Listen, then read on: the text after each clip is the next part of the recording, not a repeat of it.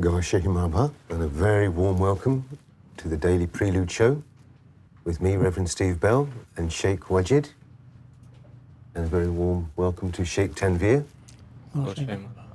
And we're going to discuss today another section from the Western Sufi course that appears in suficourse.com, which is now available online, and we recommend that everybody enters that website, joins the Western Sufi course, and follows the easy to follow chapters and texts and videos that appear in that Sufi course.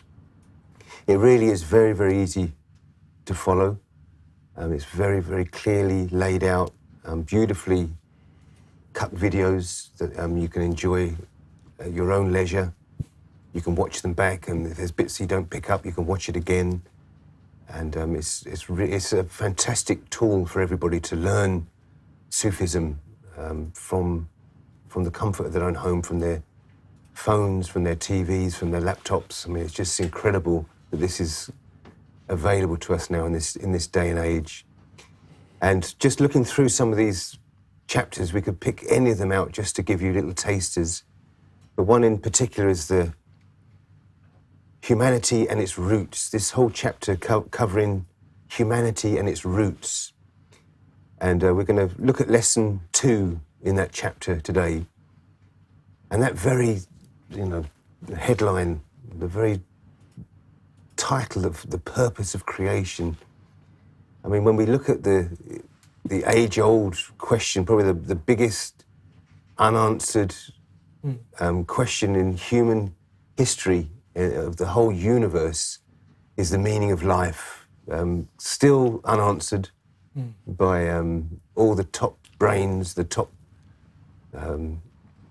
spiritualists, anybody you could pick on, they would not be able to tell you the meaning of life. The other big question, is there existence of God? Does God exist? And the meaning of life, really, that pertains to what we're supposed to be doing here, why we're here, what happens afterwards, these kind of things. But this is digging into the purpose of creation, isn't it? Indeed. Not just whether there is a God, and if there is a God, what did God do in the 7 days He created the world? But this is saying why God created, what happened before, where God came from, and why He decided that he wanted to create human beings. This is a beautiful chapter, and as I said, this can be shared, as a hashtag, the meaning of life, the purpose of life. If you just share this, people would just be able to grasp the unanswered question. I mean, it's all there. It's just incredible. And the Sufi master revealed to us exactly the procedure that happened, that God, from the treasure, He came from the treasure, and He decided to create humans to share His love, to be known. And obviously we're made in the image of the Supreme Being. We have the image, but it's the character that's lacking. So we definitely have that characteristic if we really dig deep, that if we have something, if we have a new car, if we have new clothes, we've got a new job, of course, what would be the point just to go home and keep it to yourself? Everybody wants to share it and for it to be admired, and, oh, wow, you've got you have a new car, somebody's going to admire that car, it's going to be shared. And of course, God was the same, His beauty and His divinity. He wanted to share it with the creation. So this was the first step of it, and then the knowledge that you need to attain, because this is not about finding God. This is the Sufi path, His Holiness Gaia Shahi's Sufi Universal Sufi Order. It's about helping us for God to find us, helping God to find us. Excuse me. This is not about finding God like it's some lost property. It's how we can help God to find us. So let's discuss about this knowledge that has been given to us about. It is wonderful. As you said, the title is very universal. Again, as a reminder, we are talking about universal Sufi course. So regardless of which religion you belong as a human being, this question as a person comes to everyone's mind, that why I'm here, what is the purpose of my life, what exactly I should be doing, in fact. So the very answer for this particular question was provided in great detail, and we are very blessed that this material is available online on the suficourse.com, as Reverend Steve mentioned. So the chapter starts from a verse basically translated that God says, "I was in the hidden treasure. I love to be known, therefore I created." So Sufi master Younus AlGohar explained that therefore there was a necessity. Out of necessity, the creation was basically has to come into existence. If there was nobody else, then God would know only himself. So that was the reason that the necessity made this creation, and the purpose was, divine purpose was, that he wanted to be known. He loved to be known. This is exactly where the what was the purpose. And then he revealed the knowledge pertaining to the essence and person of God. This knowledge is known as Gnosticism. And in Arabic, we use this term Marifa. So Gnosticism, Marifa, is the knowledge of knowing the God by a person or human being or his creation. And we need to find this knowledge and obtain this knowledge through all the celestial souls. So again, we discussed in the previous chapter that why the human being has two factors associated. One is the inner aspect, one is the outer aspect. So what is the difference between inner and outer? So within inner, we have the souls, celestial souls, and these souls are the reasons why, how we get the knowledge and knowledge about Gnosticism. So the journey starts from Prophet Adam. So when Adam came, he brought the knowledge pertaining to just one particular soul, which is spiritual heart. So the people who were in that day and age only were capable to tap on this just one celestial soul, which is spiritual heart. And of course, at the same time, he was given the knowledge about body, which is the outer aspect, and from the soul, the knowledge of inner aspect was granted to the messenger and Prophet Adam. After him, then Prophet Abraham came, and with Abraham, the knowledge of the second soul, which is the real soul, was granted and revealed. And so in the stage term, so after the advent of second messenger, the humanity was able to get even further than second stage to the God, or nearness. They were able to obtain through two different souls, not only just the spiritual heart, but then soul itself as well. So after these two souls or knowledge were granted to these two messengers, then came Moses. So with the advent of Moses, then he was granted knowledge about Siri. This is the third soul in the human body. So again, all these messengers in the sequence brought the knowledge of both body and the souls or spirits, which is inner knowledge. And with the advent of Moses, then you were able to get even more closer to the God. And then we had fourth messenger who came, Jesus, and he was granted the knowledge of Khafi. So with the help of this knowledge, humanity advanced even further to pursue the knowing God. So again, this journey is how to know God. And with advent of each and every prophet, as you are using your souls, more souls, you are getting more closer and closer, and you are getting more knowledge about how to understand God through all your souls. And finally, the Prophet Muhammad came, and with his advent, we had knowledge of Ikhfa, which was revealed to humanity.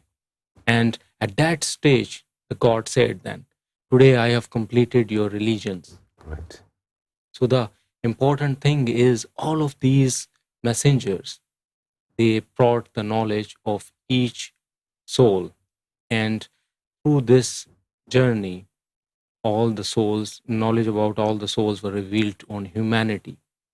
But the key here we need to understand is, after enlightening all your 5 souls, you basically have to believe in each and every messenger and the message of each messenger in order to be able to utilize and all your souls. Only then you will be able to get more and more knowledge and closer to the God. So is that 5, again, the key to these 5 souls related to the 5 messengers? Gaushai Marhaba, and very warm welcome to all our viewers. Sheikh Wajid explained the purpose of creation. So obviously this comes out of a desire. God wanted to be known. Yes. So that's why he created, and he became creator. And he also, since he wanted to be known, so he laid down the knowledge that is Gnosticism, Marifa. And Marifa came to us by 5 grand messengers. It's just, the whole body of religion. So divinely established religion is to enable you to have Gnosticism, means know the person of God, know your creator and your purpose also. Yeah. So it's lovely. And it's very much, His Holiness Gaushai said very clearly that the religions were perfect when they were in the true form, the spiritual and knowledge working together. And but once the spiritual system leaves a religion, yes, that is when the problems start. And of course, that when people think that their own prophet was the last prophet, and that that's complete after that, and everything before it is null and void, or anything after it would be null and void. And it's not true. The 5 souls represent the 5 messengers. Yes. And each portion Yes. Of that knowledge has to be revealed, and it has to come together now. Right towards the end, we have a spiritual master who has all 5 messengers, or can contact each messenger relating to each of the soul. Yes. Exactly. So if the seeker comes in front of the spiritual master, has a problem with the heart or the different souls, the hidden souls, then that spiritual master is not just confined just to one of these faculties in the body. That spiritual master is in contact with all of the messengers. And so, I mean, this is... And you see, in Muslims, the completion of belief is that they are bound to have belief in all the messengers and prophets of God. Now, since the message is coming from your prophet, that is, in case of Islam, say it's coming from Prophet Muhammad, peace be upon him, then why are you required to have belief in all the messengers and prophets? It's the spirituality that gives the answer, that if you want to have your heart revived and enlightened, you have to have belief in Adam Safiullah, because the prophecy and the knowledge of revival of heart was given to Adam Safiullah. So if one doesn't believe in Adam Safiullah, so he can't have the benevolence and the knowledge that pertains to Adam Safiullah. And similarly, respectively, with the other grand messengers, Ibrahim Khalilullah or Musa Kalimullah. So it's this, defines, and only in spirituality.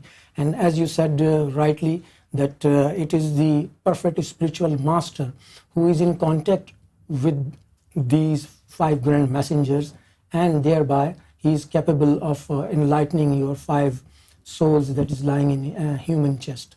So it's just fantastic. Because that is plural, isn't it, what you said? Then God said, today I've completed your religions. Yes. Not religion. Yes. It was So this is the religions. 2 important points or words here is completion Yes. and then religions. Right. So the 5 parts of the body, if you are looking at the full unit of the body, there are 5 different parts, and each part is very important. You can't really like isolate, just focus on just one part, which means that you are not talking about the whole compound and whole body itself.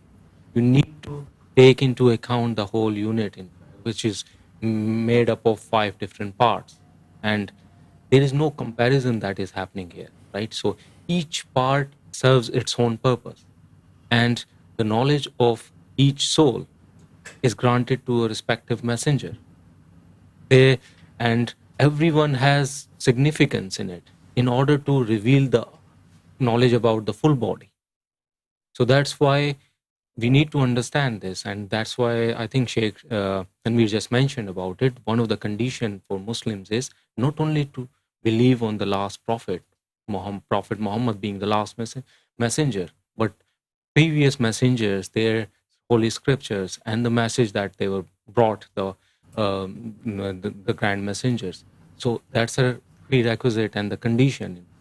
So we need to understand there is no comparison that is happening between the messengers here, and there is no point in like just talking and discussing about like, okay, we being Muslims are the greatest one, or Jesus, Christians saying that okay they are great, or Hindus are saying that they are great, or so they, or Jewish people are saying they are great. There is no comparison happening. We are talking about the all's body, which is has inner and outer aspect. If you are looking into the inner aspect, there are 5 souls. Each soul has its own purpose. Each messenger was given or granted knowledge about a specific soul. Or as a whole, we have to talk about and think about it. And there's no monopoly to any religion There is because no monopoly. it's been completely divided into the 5. And this is the true unity that we will ever have, is if we realize that these 5 messengers, Yes. related, we all have the same 5 souls, Yes. related to the 5 messengers. Yes. But we find it even difficult to unite within religions, never mind the different religions. yes, I mean, indeed. that's... And this proves, in the absence of, when the spiritual aspect is missing out, then people are carrying hatred for other religions, And religion that has been defined, that religion should be understood in the perspective of Gnosticism. Yes. Religion is a science, or is the knowledge that enables you to come near to your Creator, know your purpose, know the purpose of your creation. Why have you been created? And if you take out the spiritual aspect, then the situation is very much obvious, as what we see, today. I mean, this is incredible. I mean, we've heard of worshipping God or awareness of God, Awareness. praising God, but this is how we can know God, the knowledge Yes. of God. And obviously the connection to God is through the enlightened heart, through the spiritual master. That's where this whole process starts. And when your heart is become shiny, Yes. then God will find you, will look at the shiny hearts. I mean, there's a beautiful example of this, spiritual master gave us about the fact that if a rescue helicopter, did you see that in the Yes, that was incredible. I mean, you couldn't think of a better example. That if you wanted to be seen and to be rescued, you're on a dull mountain somewhere that nobody could see you, and the helicopter was in the sky looking down. You would have to wear a bright fluorescent jacket to be seen, to be rescued. I mean, if we really thought of this, that if we,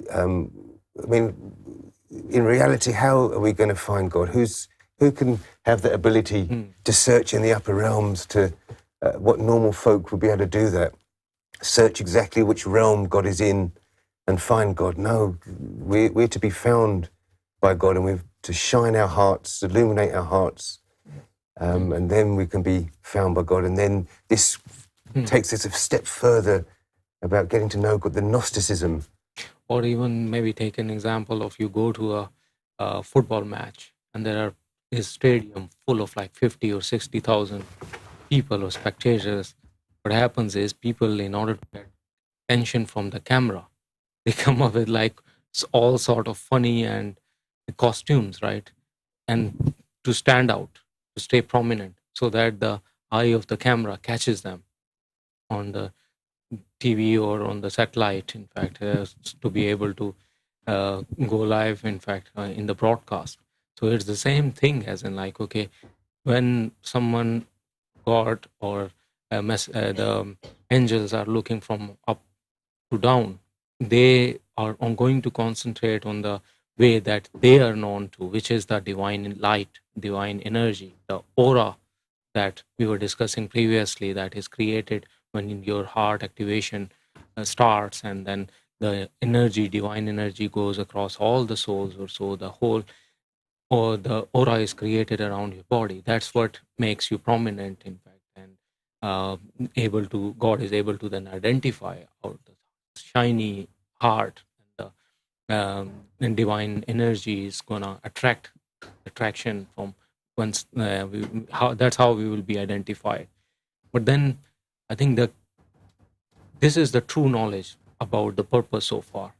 But if we focus on where are we, I mean, if we focus on being a Jew, that where are we, or Hindu, or being a Muslim or a Christian, so that's where the eye-opener, eye-opening examples were provided by spiritual master Younus AlGohar, where 500, 600 years ago, Muslims were had great scientists in that era.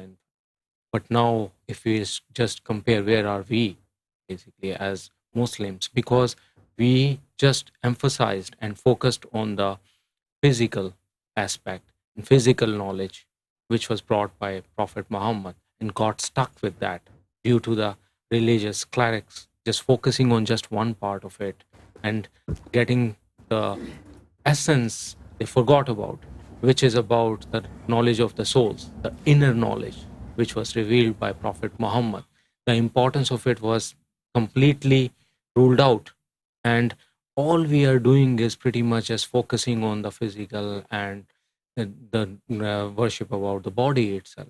I mean, whether you talk about going to the mosque, performing the wudu, or ablution, and all these things, in fact, actually, it's full focus on the physical aspect, and the essence of religion is forgotten.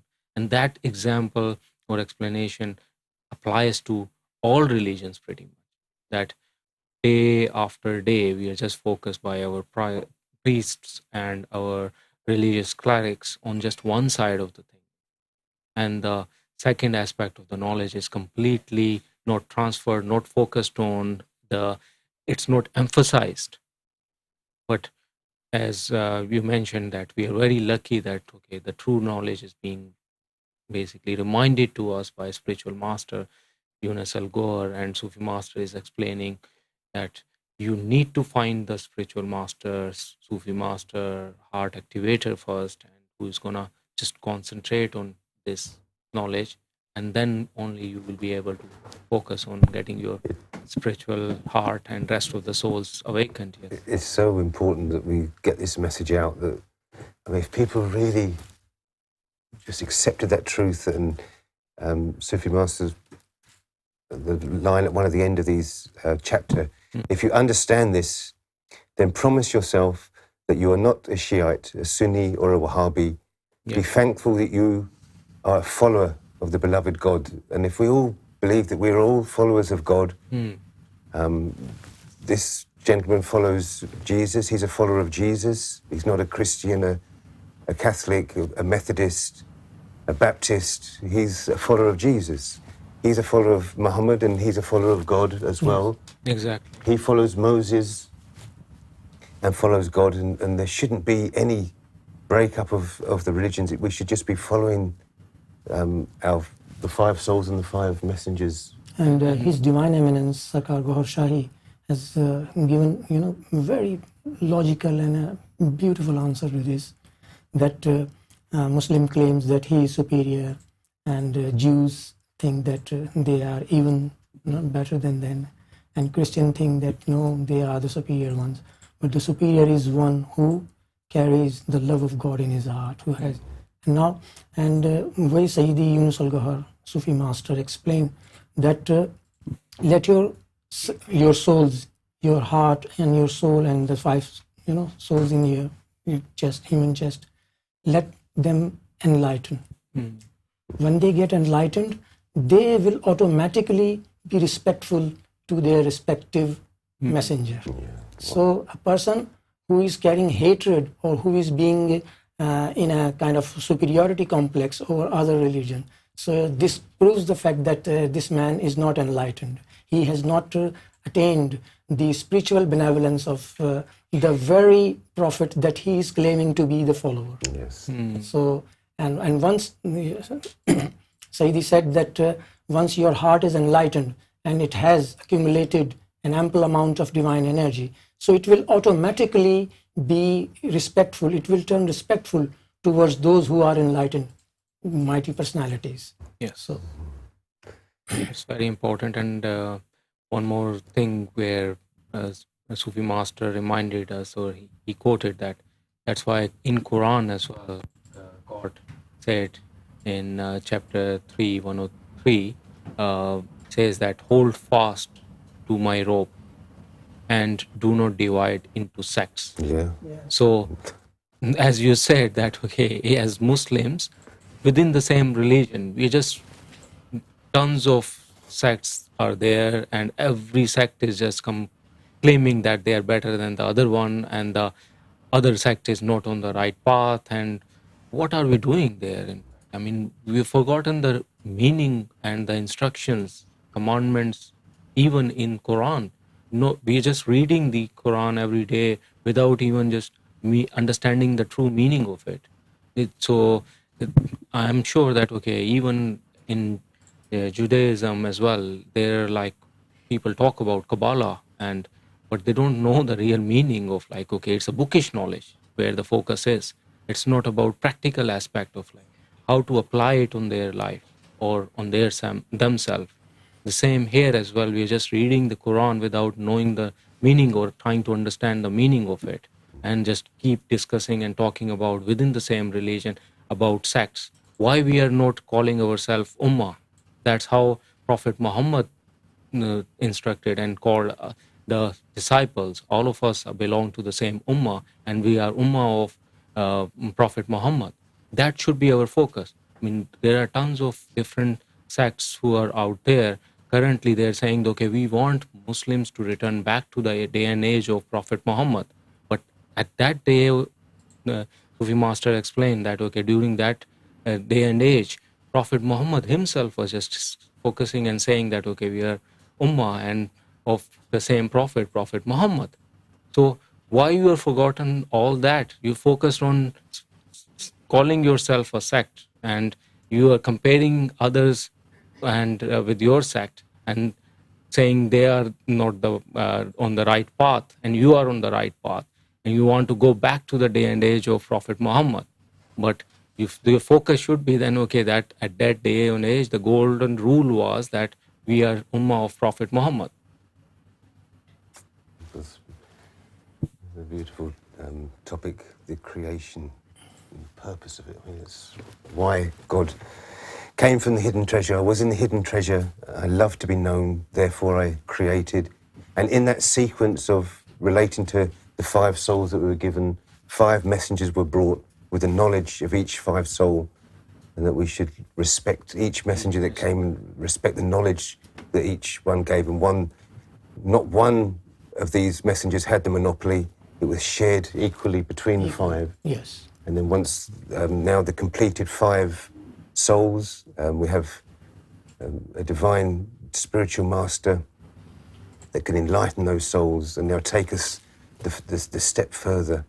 So absolutely beautiful day. And we're going to have some Bible studies. Hopefully we're all excited. There are going to be some more Bible studies coming up this evening by Sufi Master Younus AlGohar. But as ever, the Daily Pulse follows us with Nasir Younus. So please stay tuned.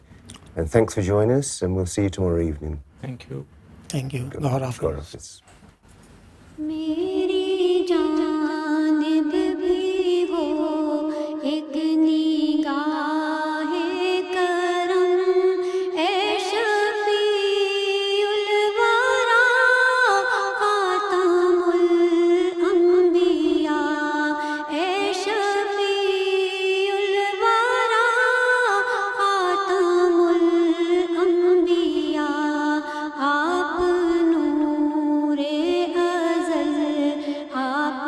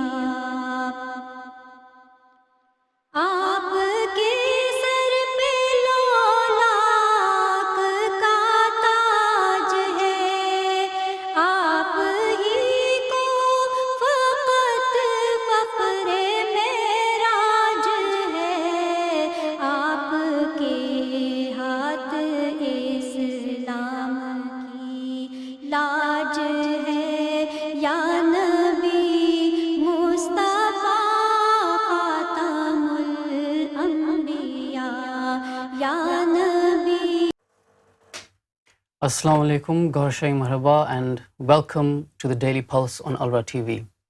It is a Sunday today, so the topic for today, we'll try and keep it soft and easily digestible before we hit off to the next week.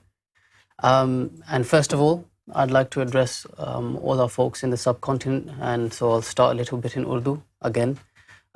जितने भी नाजरीन Pakistan India से देख रहे हैं और इन ममालिक से देख रहे हैं उनसे दोबारा गुजारिश है कि अलरा टीवी का आज का जो सेशन है वो लाइव स्टार्ट हो चुका है, तो बराए मेहरबानी जितने भी दोस्त अहबाब हैं, भाई बहन, अब्बू अम्मी, चाचा चाची, जो भी लोग हैं सबसे रब्ता करें, उनसे कहें कि महफ़िल शुरू हो चुकी है, तो सब लोग महफ़िल में लाइव आ जाएं और बहुत जल्द सईद यूनुस अल-गौहर लाइव ख़िताब फरमाएंगे। तो दोबारा सबसे कहना चाहूँगा कि सब लोग लाइव आ जाएं और इस दौरान जो भी अगर कोई सवाल हो तो आप नीचे कमेंट्स में ज़रूर लिख सकते हैं। So my topic for today is got to do with sports, and as most people here in the UK and in the subcontinent especially, in Australia, in Sri Lanka, India, Nepal, so many of these countries, cricket is a very popular sport. We all love cricket and we watch it in the billions all over the world. Whenever there's any international match, it doesn't matter what country you're from, you always tend to tune in and watch what's going on, because it truly is an art, seeing cricket, the way it is played, and it's known as the gentleman's game. When we do watch cricket though, what we, for example, we here in the UK, we play league cricket, and nobody likes to lose. So whenever you'd like to help your team win, you would want to do any form of research, practice, net practice, whatever you can, to make sure that you can aid the team in winning. Field practice, catching, bowling, keeping, and all these things, they add up. But those that are more on the, that are more likely to be known as sport enthusiasts, they may watch and be excited by cricket, football, and whatever sport it may be. They always look deep into the cricket, into the game, the cricket game, into the game of football, and you come to realize that the game, the sport, it's always much more about than just your ability, your talent to hit a ball, to strike a ball, to throw a ball, to catch a ball. It takes more than just the talent and the ability to play, to perform on the field, because so many factors come in. For example, when you're on the cricket field or the football pitch, you come to face different situations. Players, everybody wants to win. Nobody plays to lose. And when you play to win, the winner is obviously always going to be the one who is the strongest, who has the most desire to win. They put in most of their efforts to win. And in doing so, they may have generated an amount of aggression towards making sure that they win. It may anger some people, those with different types of temperaments. So when you are playing sports, when you're playing any form of sport, you face situations where team players of the other team may try to aggravate you, try to make you angry, try to put you off your game. And what we understand from the human psyche is that when you are angry, when you are aggressive and angry, you usually stop thinking in a, you lose the right frame of mind to think straight, and you make rash decisions, you make silly decisions that you always end up regretting later on. In the same way, when you're playing cricket, when you're playing football, what the other players do is they try to aggravate you, they try to hit, get on your nerves so that you make a silly decision. So, for example, we always see in cricket that the wicket keeper is often whispering into the batsman's ears, and they will say things like, you don't know how to bat, or show us how do you hit a six, you don't know how to hit a six, all sorts of things that may lead the other player into making a silly decision, into making a rash decision, making a mistake. And we see the same in football. And what differentiates one? What is the distinction between a successful player, successful footballer, successful cricketer, and a successful and one that's not very successful, be it a cricketer or a footballer? The difference, the distinction between these two types is that one person, one individual, is able to soak the pressure, take the aggression, and instead of reacting through their expressions, instead of reacting by swearing, by answering back, or by getting angry and hitting the ball up, what they do is they soak in the pressure. They don't get affected by the insults, by the sledging, and in turn they take that aggression and they show it through their performance. And all those that are listening, and if you play cricket or you play football, you'll relate to me when I say this, that you're always told not to answer back, not to get angry. If you're getting aggravated, if you're being insulted, if you're being put onto the edge, then what do? You're always told to show it through your performance. Perform and bring that aggression into your performance. So cricket, sports, and spirituality, they're very same in that manner, in relation to this point. Because when you're playing sports, you have other players that also want to win, make sure that you don't win, and they will try to put you off by any means. They may try to insult you, may try to insult your sister, your mother, your father. They may try to hurt you. In football, you often see the defender or the other team's player, they will make a harder, more aggressive tackle, and when you know that it was not needed, it will aggravate you and it will make you angry. And what happens in football is, if you get too angry, you end up punching the other player, or swearing at the other player, swearing at the referee. You'll get a red card. You're off the team, and now you're leaving the team with 10 players, and that's always going to leave you losing, on the losing end of the spectrum. So the point is, in spirituality, we can use the same theory. We can relate both subjects in many ways, because when you're on the spiritual path, when you go out to seek God, to purify yourself, now we have an agent of the devil within us, the evil nature to do wrong, the impulses to do wrong, to hurt others.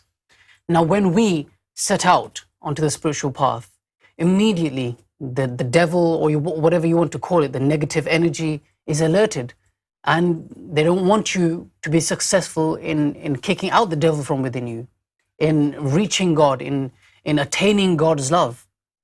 So what starts to happen is that you begin, those people that are around you, your mother will say, why are you going to Gohar Shahi?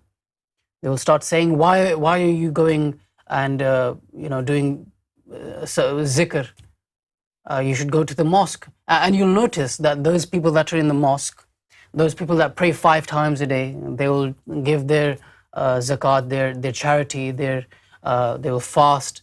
They'll do all these things. They will sit in somebody's Goshay Darood for 40 days, but they won't get these whispers that, am I going wrong? Am I even finding God?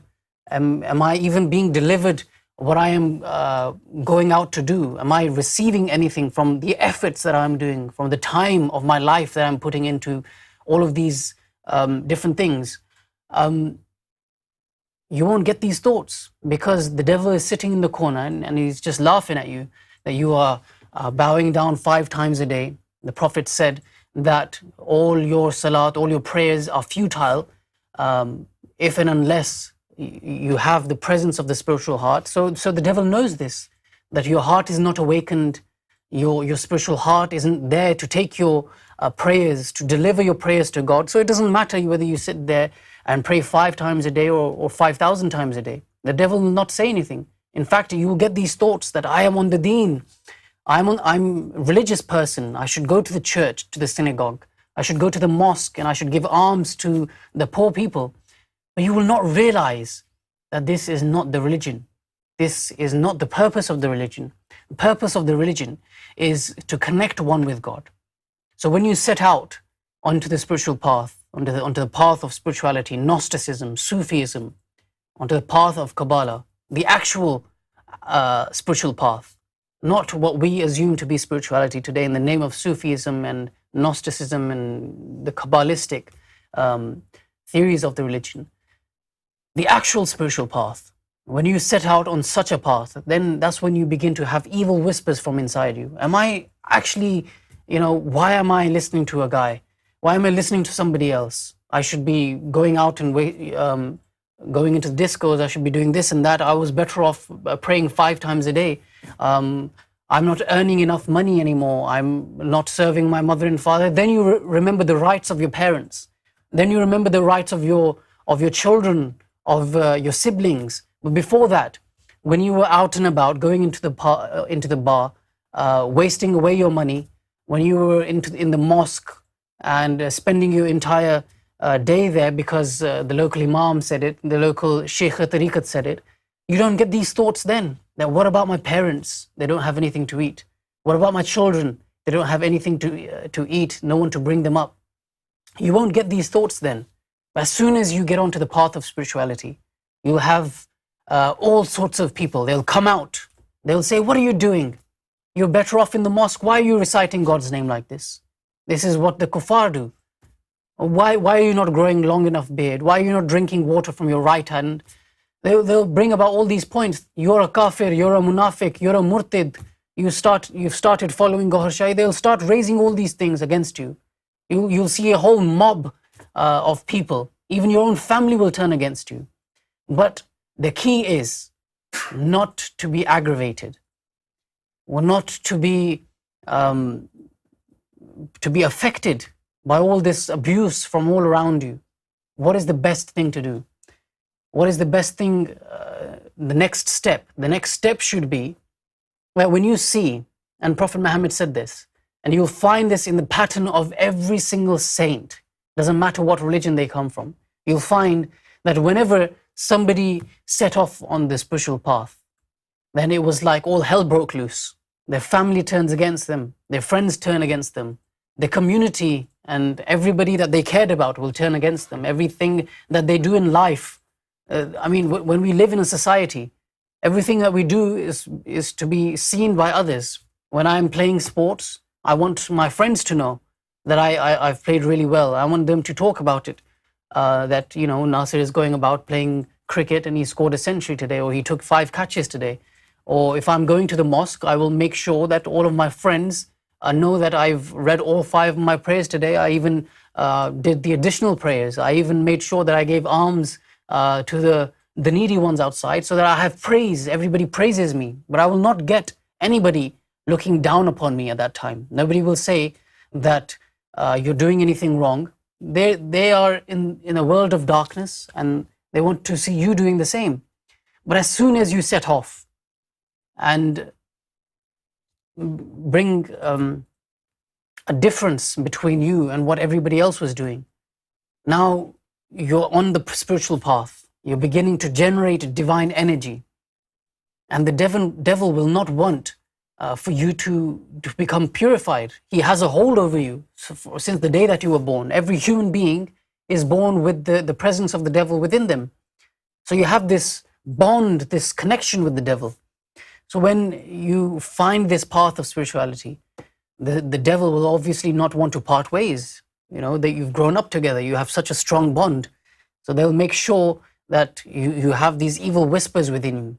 And it will make sure that all the devils around you, the devils of other people, it will contact them that come, let's abuse this person, let's try to convince this person to come off the path of spirituality. So this is something that we can learn from sports, to make sure that you keep your head down, that you stay focused on what your goal is. When you're playing cricket, your goal is to keep your head down. If you're batting, the keeper may say things to you. The other fielders, often when I'm batting, the people in the slips, they will say, "Hey, come on, why can't you hit a six? Let's try and see you hit a six. How many fours can you hit? Or you haven't hit a six or a four in so many overs."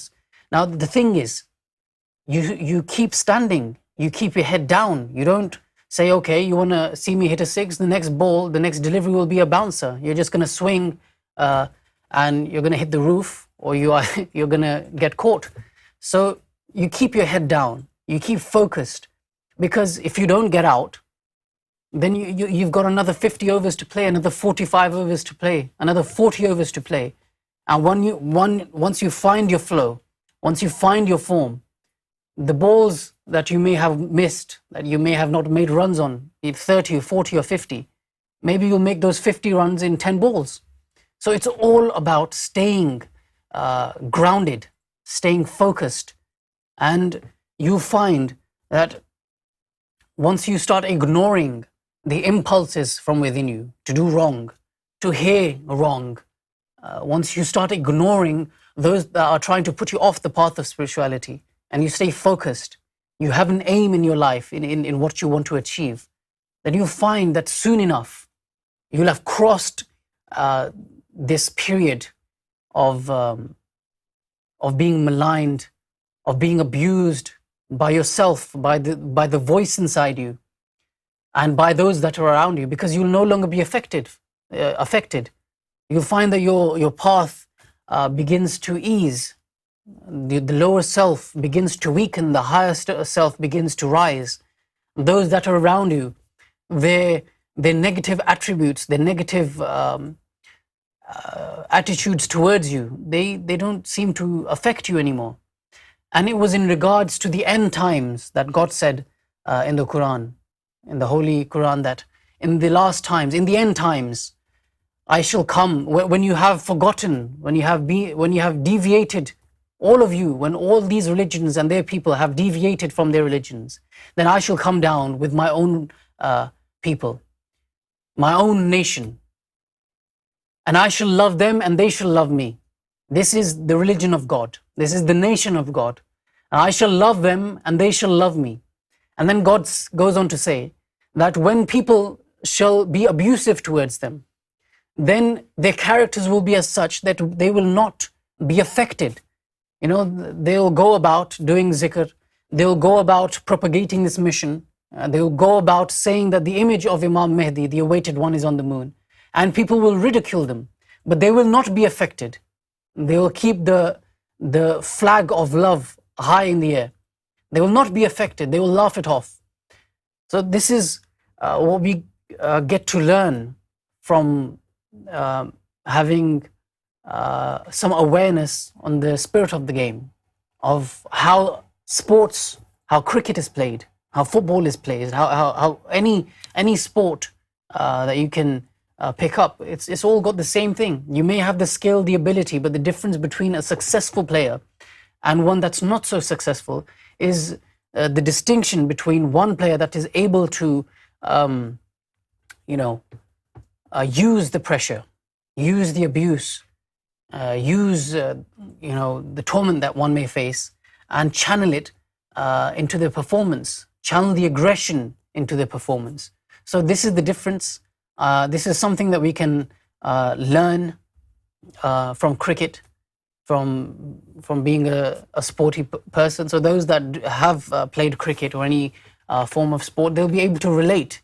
And if you can do it in any field of life, in sports, if you can do it at your workplace, then of course you can apply the same mentality when you're walking on the path of spirituality. So this is a point that anybody and everybody can take home today. It doesn't matter what age group that you come from.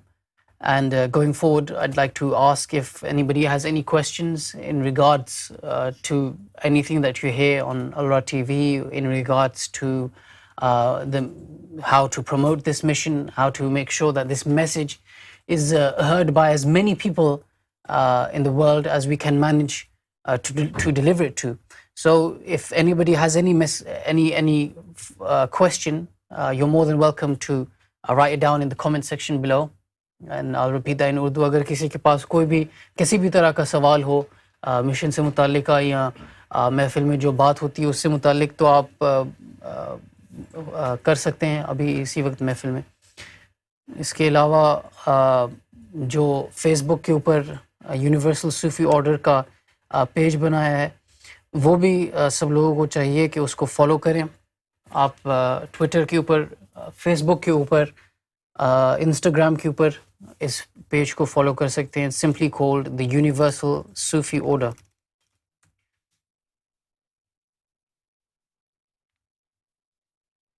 اور کوشش کریں کہ اس page کو جو ہے آپ زیادہ سے زیادہ شیئر کر سکیں، کیونکہ یہ ایسا پیج ہے، اس کا نام بھی اتنا اٹریکٹیو ہے کہ کسی بھی ریلیجن سے جو لوگ وابستہ ہوں، کسی بھی فرقے سے لوگ وابستہ ہوں، وہ یہ نام پڑھ کے، بھلے وہ عیسائی ہوں، یہودی ہوں، ہندو ہوں، کسی بھی مذہب سے تعلق رکھنے والے لوگ اس پیج کو دیکھ کے ان کو انٹرسٹ ان میں آئے گا، کیونکہ اس کا نام ہی universal Sufi order, it's for every body, it doesn't matter what religion you belong to. تو اس پیج کو آپ پروموٹ کریں. اچھا واجد بھائی، کافی لوگ کہہ رہے ہیں کہ وہ فارم میں نمبر ڈال رہے ہیں تو مسئلہ ہو رہا ہے. اس کے لیے جو ہے ابھی تک سب سے پہلے تو السلام علیکم اور گوہر مرحبا ٹو آل دا ویورس. تو مجھے بھی ایک دو لوگوں نے کانٹیکٹ کیا تھا اس کے لیے. جو ہے ابھی تک میں دیکھ رہا ہوں کہ تقریباً 25 جو ہے نا ہمارے پاس سبمیشنز آ چکے ہیں. تو اس کو میں ویلیڈیشن ایک جو ہے نمبر کے لیے ڈالی ہوئی ہے، اس کو تھوڑا سا کہہ لیں کہ سمپلیفائی کر دیتا ہوں، جس سے جو فلی جو ہے، کیونکہ کچھ لوگوں نے جنہوں نے مجھے کانٹیکٹ کیا وہ شاید کنٹری کوڈ کے ساتھ ساتھ ڈالنے کی کوشش کر رہے ہیں. تو اس کے اوپر ویلیڈیشن یہ ہے کہ اٹ ایکسیپٹس جو 8 سے 9 ڈیجٹس کو وہ ایکسیپٹ کر رہا ہے. جو آپ کنٹری کوڈ بھی ڈال دیتے ہیں تو پھر آپ کے بعد زیادہ ہو جاتا ہے، زیادہ جو ہے نا وہ. اور یا کچھ لوگوں نے میں نے دیکھا ہے کہ وہ پلس کے ساتھ بھی ٹرائی کر رہے تھے. تو جیسے میں نے کل رات کو ہم بات کر رہے تھے کہ اس کی ضرورت نہیں ہے، کیونکہ ہمیں کنٹری آف ریزیڈنس سے کنٹری کوڈ کا پتہ چل جاتا ہے. تو وہ لیکن یہ ہے کہ میں اس کو اور سمپلیفائی کر دوں گا آج. تو سب سے پہلے تو یہ ہے کہ جن لوگوں نے سبمٹ کیا ہے اپنا رسپانس، اس کے لیے شکریہ. لیکن جن لوگوں نے کل کی محفل میں اگر فالو نہیں کیا ان کے لیے ایک چھوٹا سا ریمائنڈر یہ ہے کہ اسکرین پہ آپ کو یہ سامنے ایک فارم نظر آ رہا ہوگا.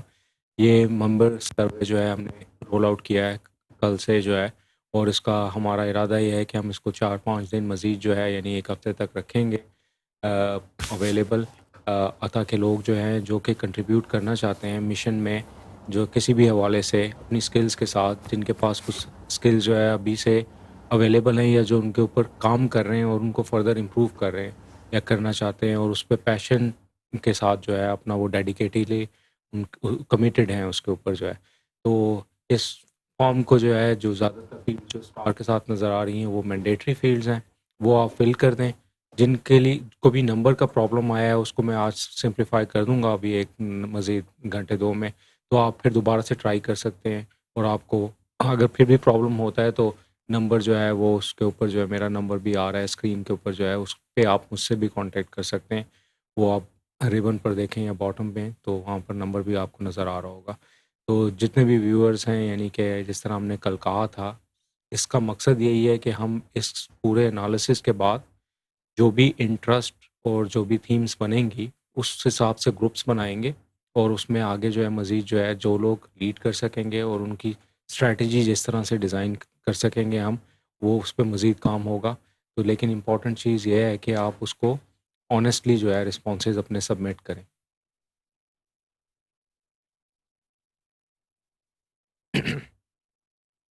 کہہ رہے ہیں کہ وداؤٹ کوڈ بھی وہی پرابلم آ رہا ہے. میں ابھی سمپلیفائی کر دیتا ہوں نیکسٹ 10-15 منٹ میں، اور اس کے بعد جو ہے آپ لوگ کر سکیں گے.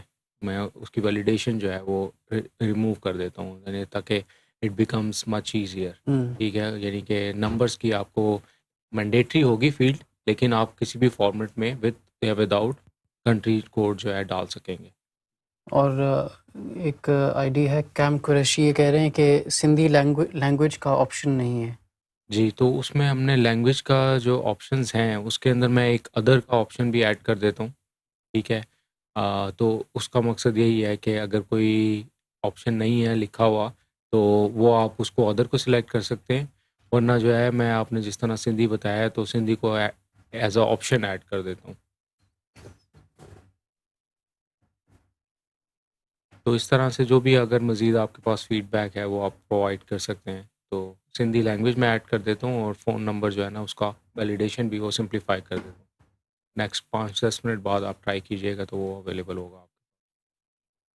تو یہ دوبارہ بتاتے چلیں کہ یہ جو فارم ہے یہ تمام ان لوگوں کے لیے ہے جن کا کسی بھی فیلڈ میں کوئی بھی ایکسپرٹیز رکھتے ہوں، میوزک، کمپیوٹر سے ریلیٹڈ کوئی بھی کام، کوئی بھی ایسا ان کو کام آتا ہو جس سے ان کو لگتا ہو کہ وہ مشن کی خدمت کر پائیں گے، تو وہ یہ فارم فل کریں اور وہ آپ ہم سے رابطہ کر سکتے ہیں. اور ہم پھر آپ چاہتے ہیں کہ آپ کے جو اسکل سیٹ ہیں اس کو مشن کے لیے استعمال کیا جائے تاکہ اس کو مزید دنیا میں پھیلا سکیں بہتر سے بہتر طریقے سے. تو ابھی کے لیے اتنا ہی کافی. اگر کسی کے پاس کوئی سوال ہو تو آپ ضرور لکھ دیجیے گا and we'll get back to you. غور سے مرحبا.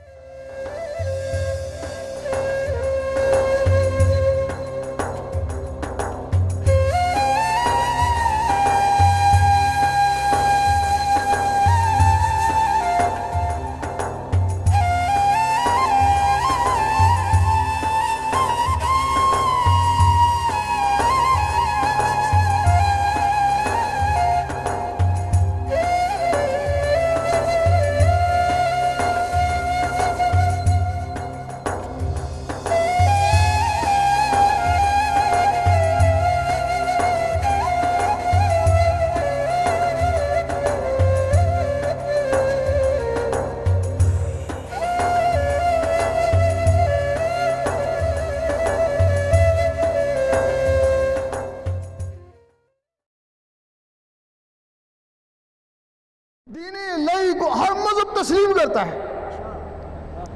دین مذہب دین الہی میں چاہے مسلم تے چاہے کافر، چاہے زندہ تے چاہے مردہ، اللہ کا دین عشق ہے. اب وہ عشق کیسے آتا ہے؟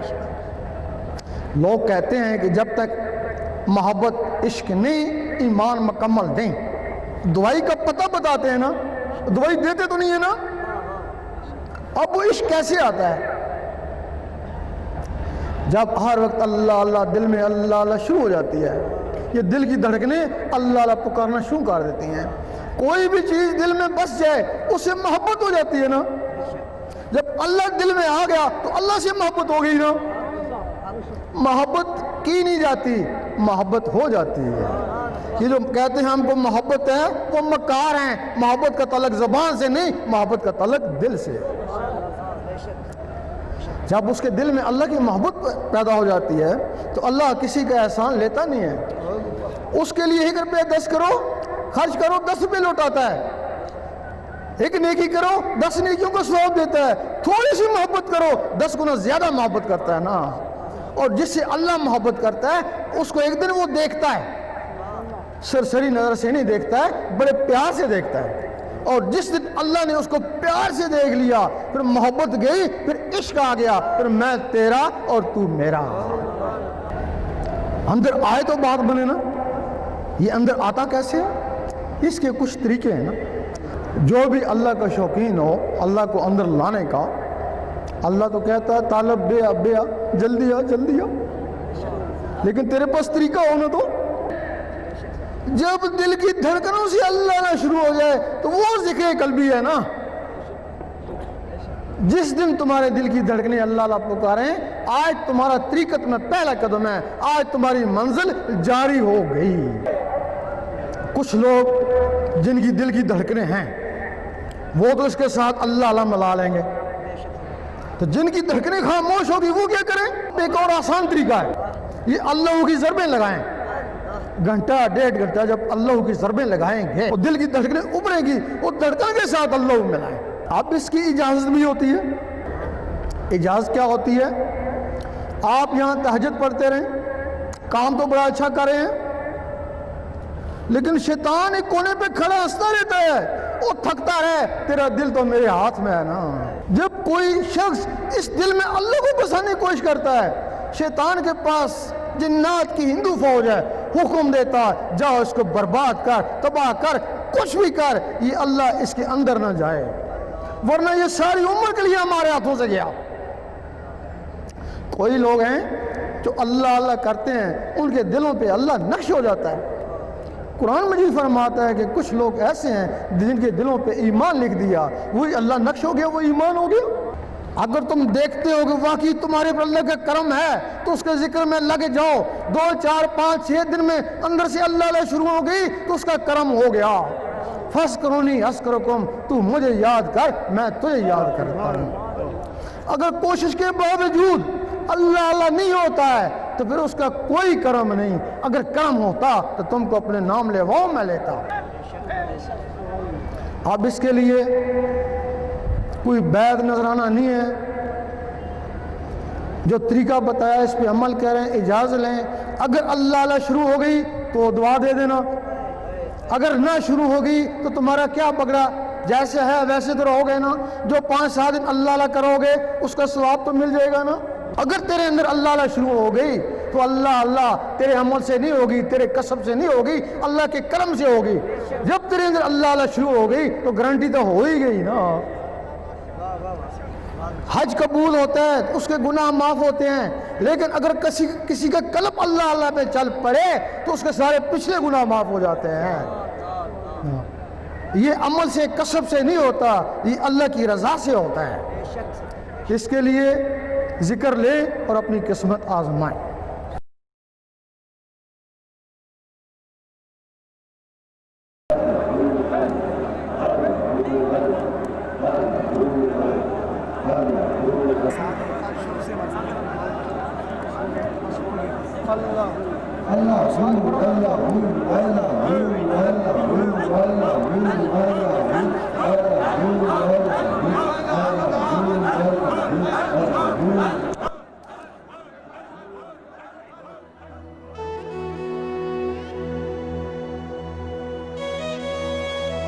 خاموش ہیں لب اور نظر بول رہی ہے, چہرے پہ اداسی بھی اب پر تول رہی ہے.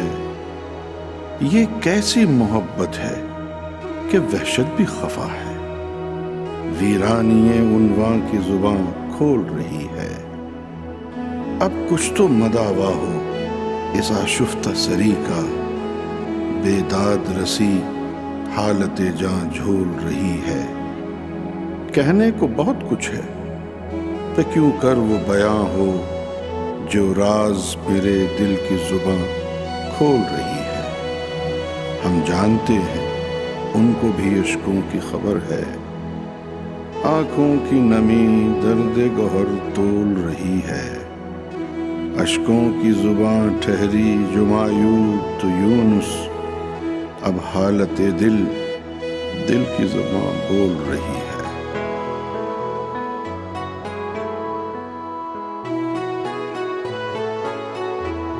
نہ ہو مایوس پر امید رہ, گوہر کو آنا ہے سنبھل جا, لڑکھڑانے سے ابھی وعدہ نبھانا ہے.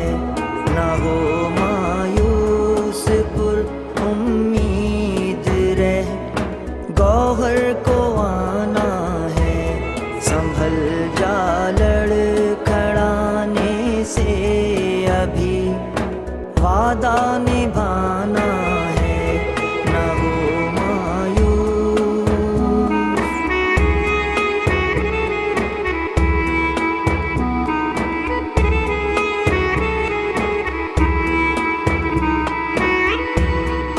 نشہ ظلمت کا ہے ظالم کو اس میں غرق رہنے دو،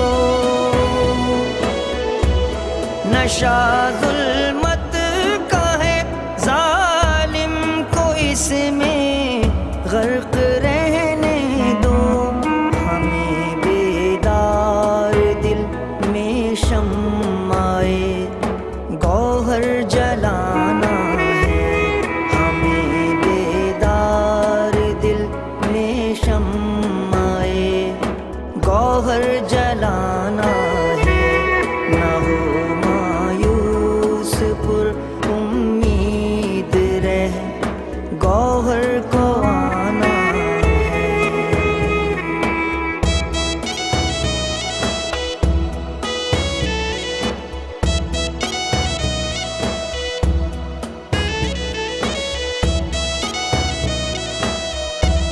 جدائی کا قہر اس دل پہ آتا ہے جو خالی ہو، جدائی کا قہر اس دل پہ آتا ہے جو خالی ہو، تجھے ماہرخ گوہر اس خانہ دل میں سمانا ہے، تجھے ماہرخ گوہر اس خانہ دل میں سمانا ہے، نہ ہو مایوس پر امید رہ گوہر کو آنا ہے۔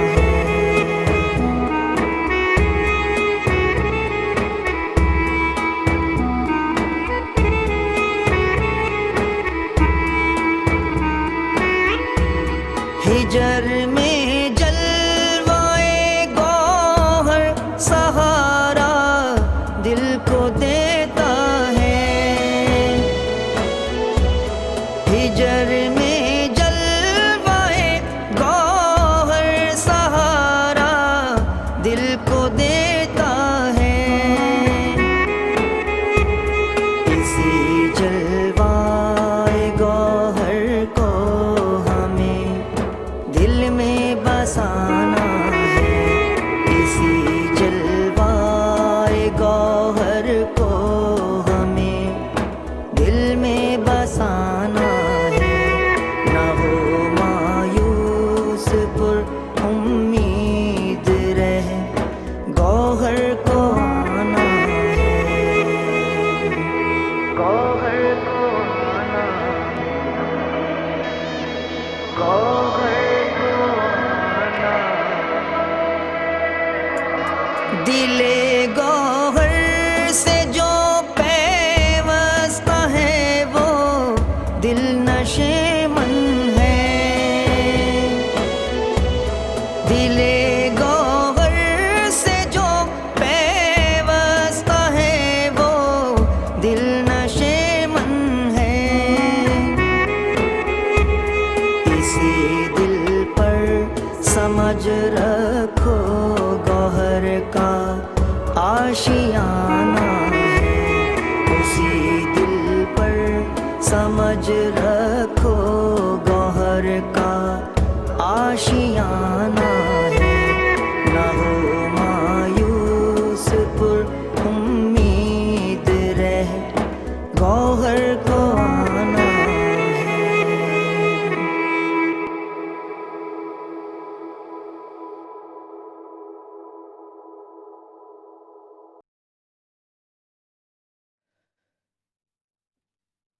اعوذ باللہ من الشیطان الرجیم، بسم اللہ الرحمن الرحیم۔ السلام علیکم ناظرین محترم، گوہر شاہی مرحبا تمام محبان گوہر شاہی کی خدمت میں۔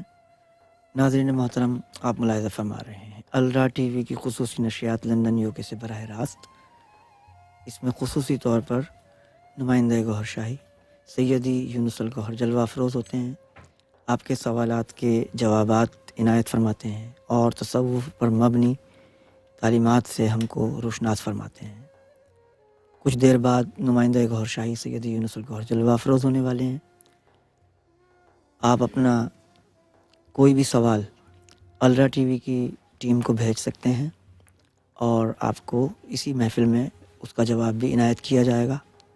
سیدنا امام مہدی سرکار گوہر شاہی کا انقلابی روحانیت کا یہ پیغام پوری دنیا کے تمام انسانیت کے لیے ہے، خواہ کوئی مذہب سے تعلق رکھتا ہو یا مذہب سے نہ بھی تعلق رکھتا ہو، لیکن رب کی محبت کا اگر اس کو جستجو ہے، تلاش ہے، رب کے بارے میں جاننا چاہتا ہے، رب کی محبت کو حاصل کرنا چاہتا ہے، تو اس کے لیے سیدنا امام مہدی سرکار گوہر شاہی کا انقلابی پیغام ہے کہ زمانے کو سیاست کی نہیں بلکہ روحانیت کی ضرورت ہے۔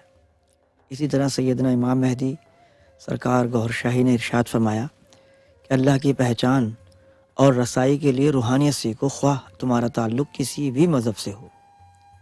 یہ ایسا انقلابی روحانی پیغام ہے کہ تمام دنیا کے تمام انسانیت کے لیے یہ ایک مژدہ جاں فضا ہے کہ رب کی محبت جو کہ پہلے زمانوں میں حاصل کرنا جان جوکھوں کا کام تھا، لوگ رب کے طالب ہوتے لیکن انہیں رب کی محبت کا اور عشق کا یہ سودا اتنی آسانی سے دستیاب نہیں تھا، اس کے لیے بڑی بڑی لوگوں نے جد و جہد کرنی پڑتی تھی۔ فقر، اس کو فقر بھی کہا گیا کہ رب کی محبت اور عشق کا پیغام حاصل کرنے کے لیے، سینہ منور کرنے کے لیے فقر کی تعلیم حاصل کریں۔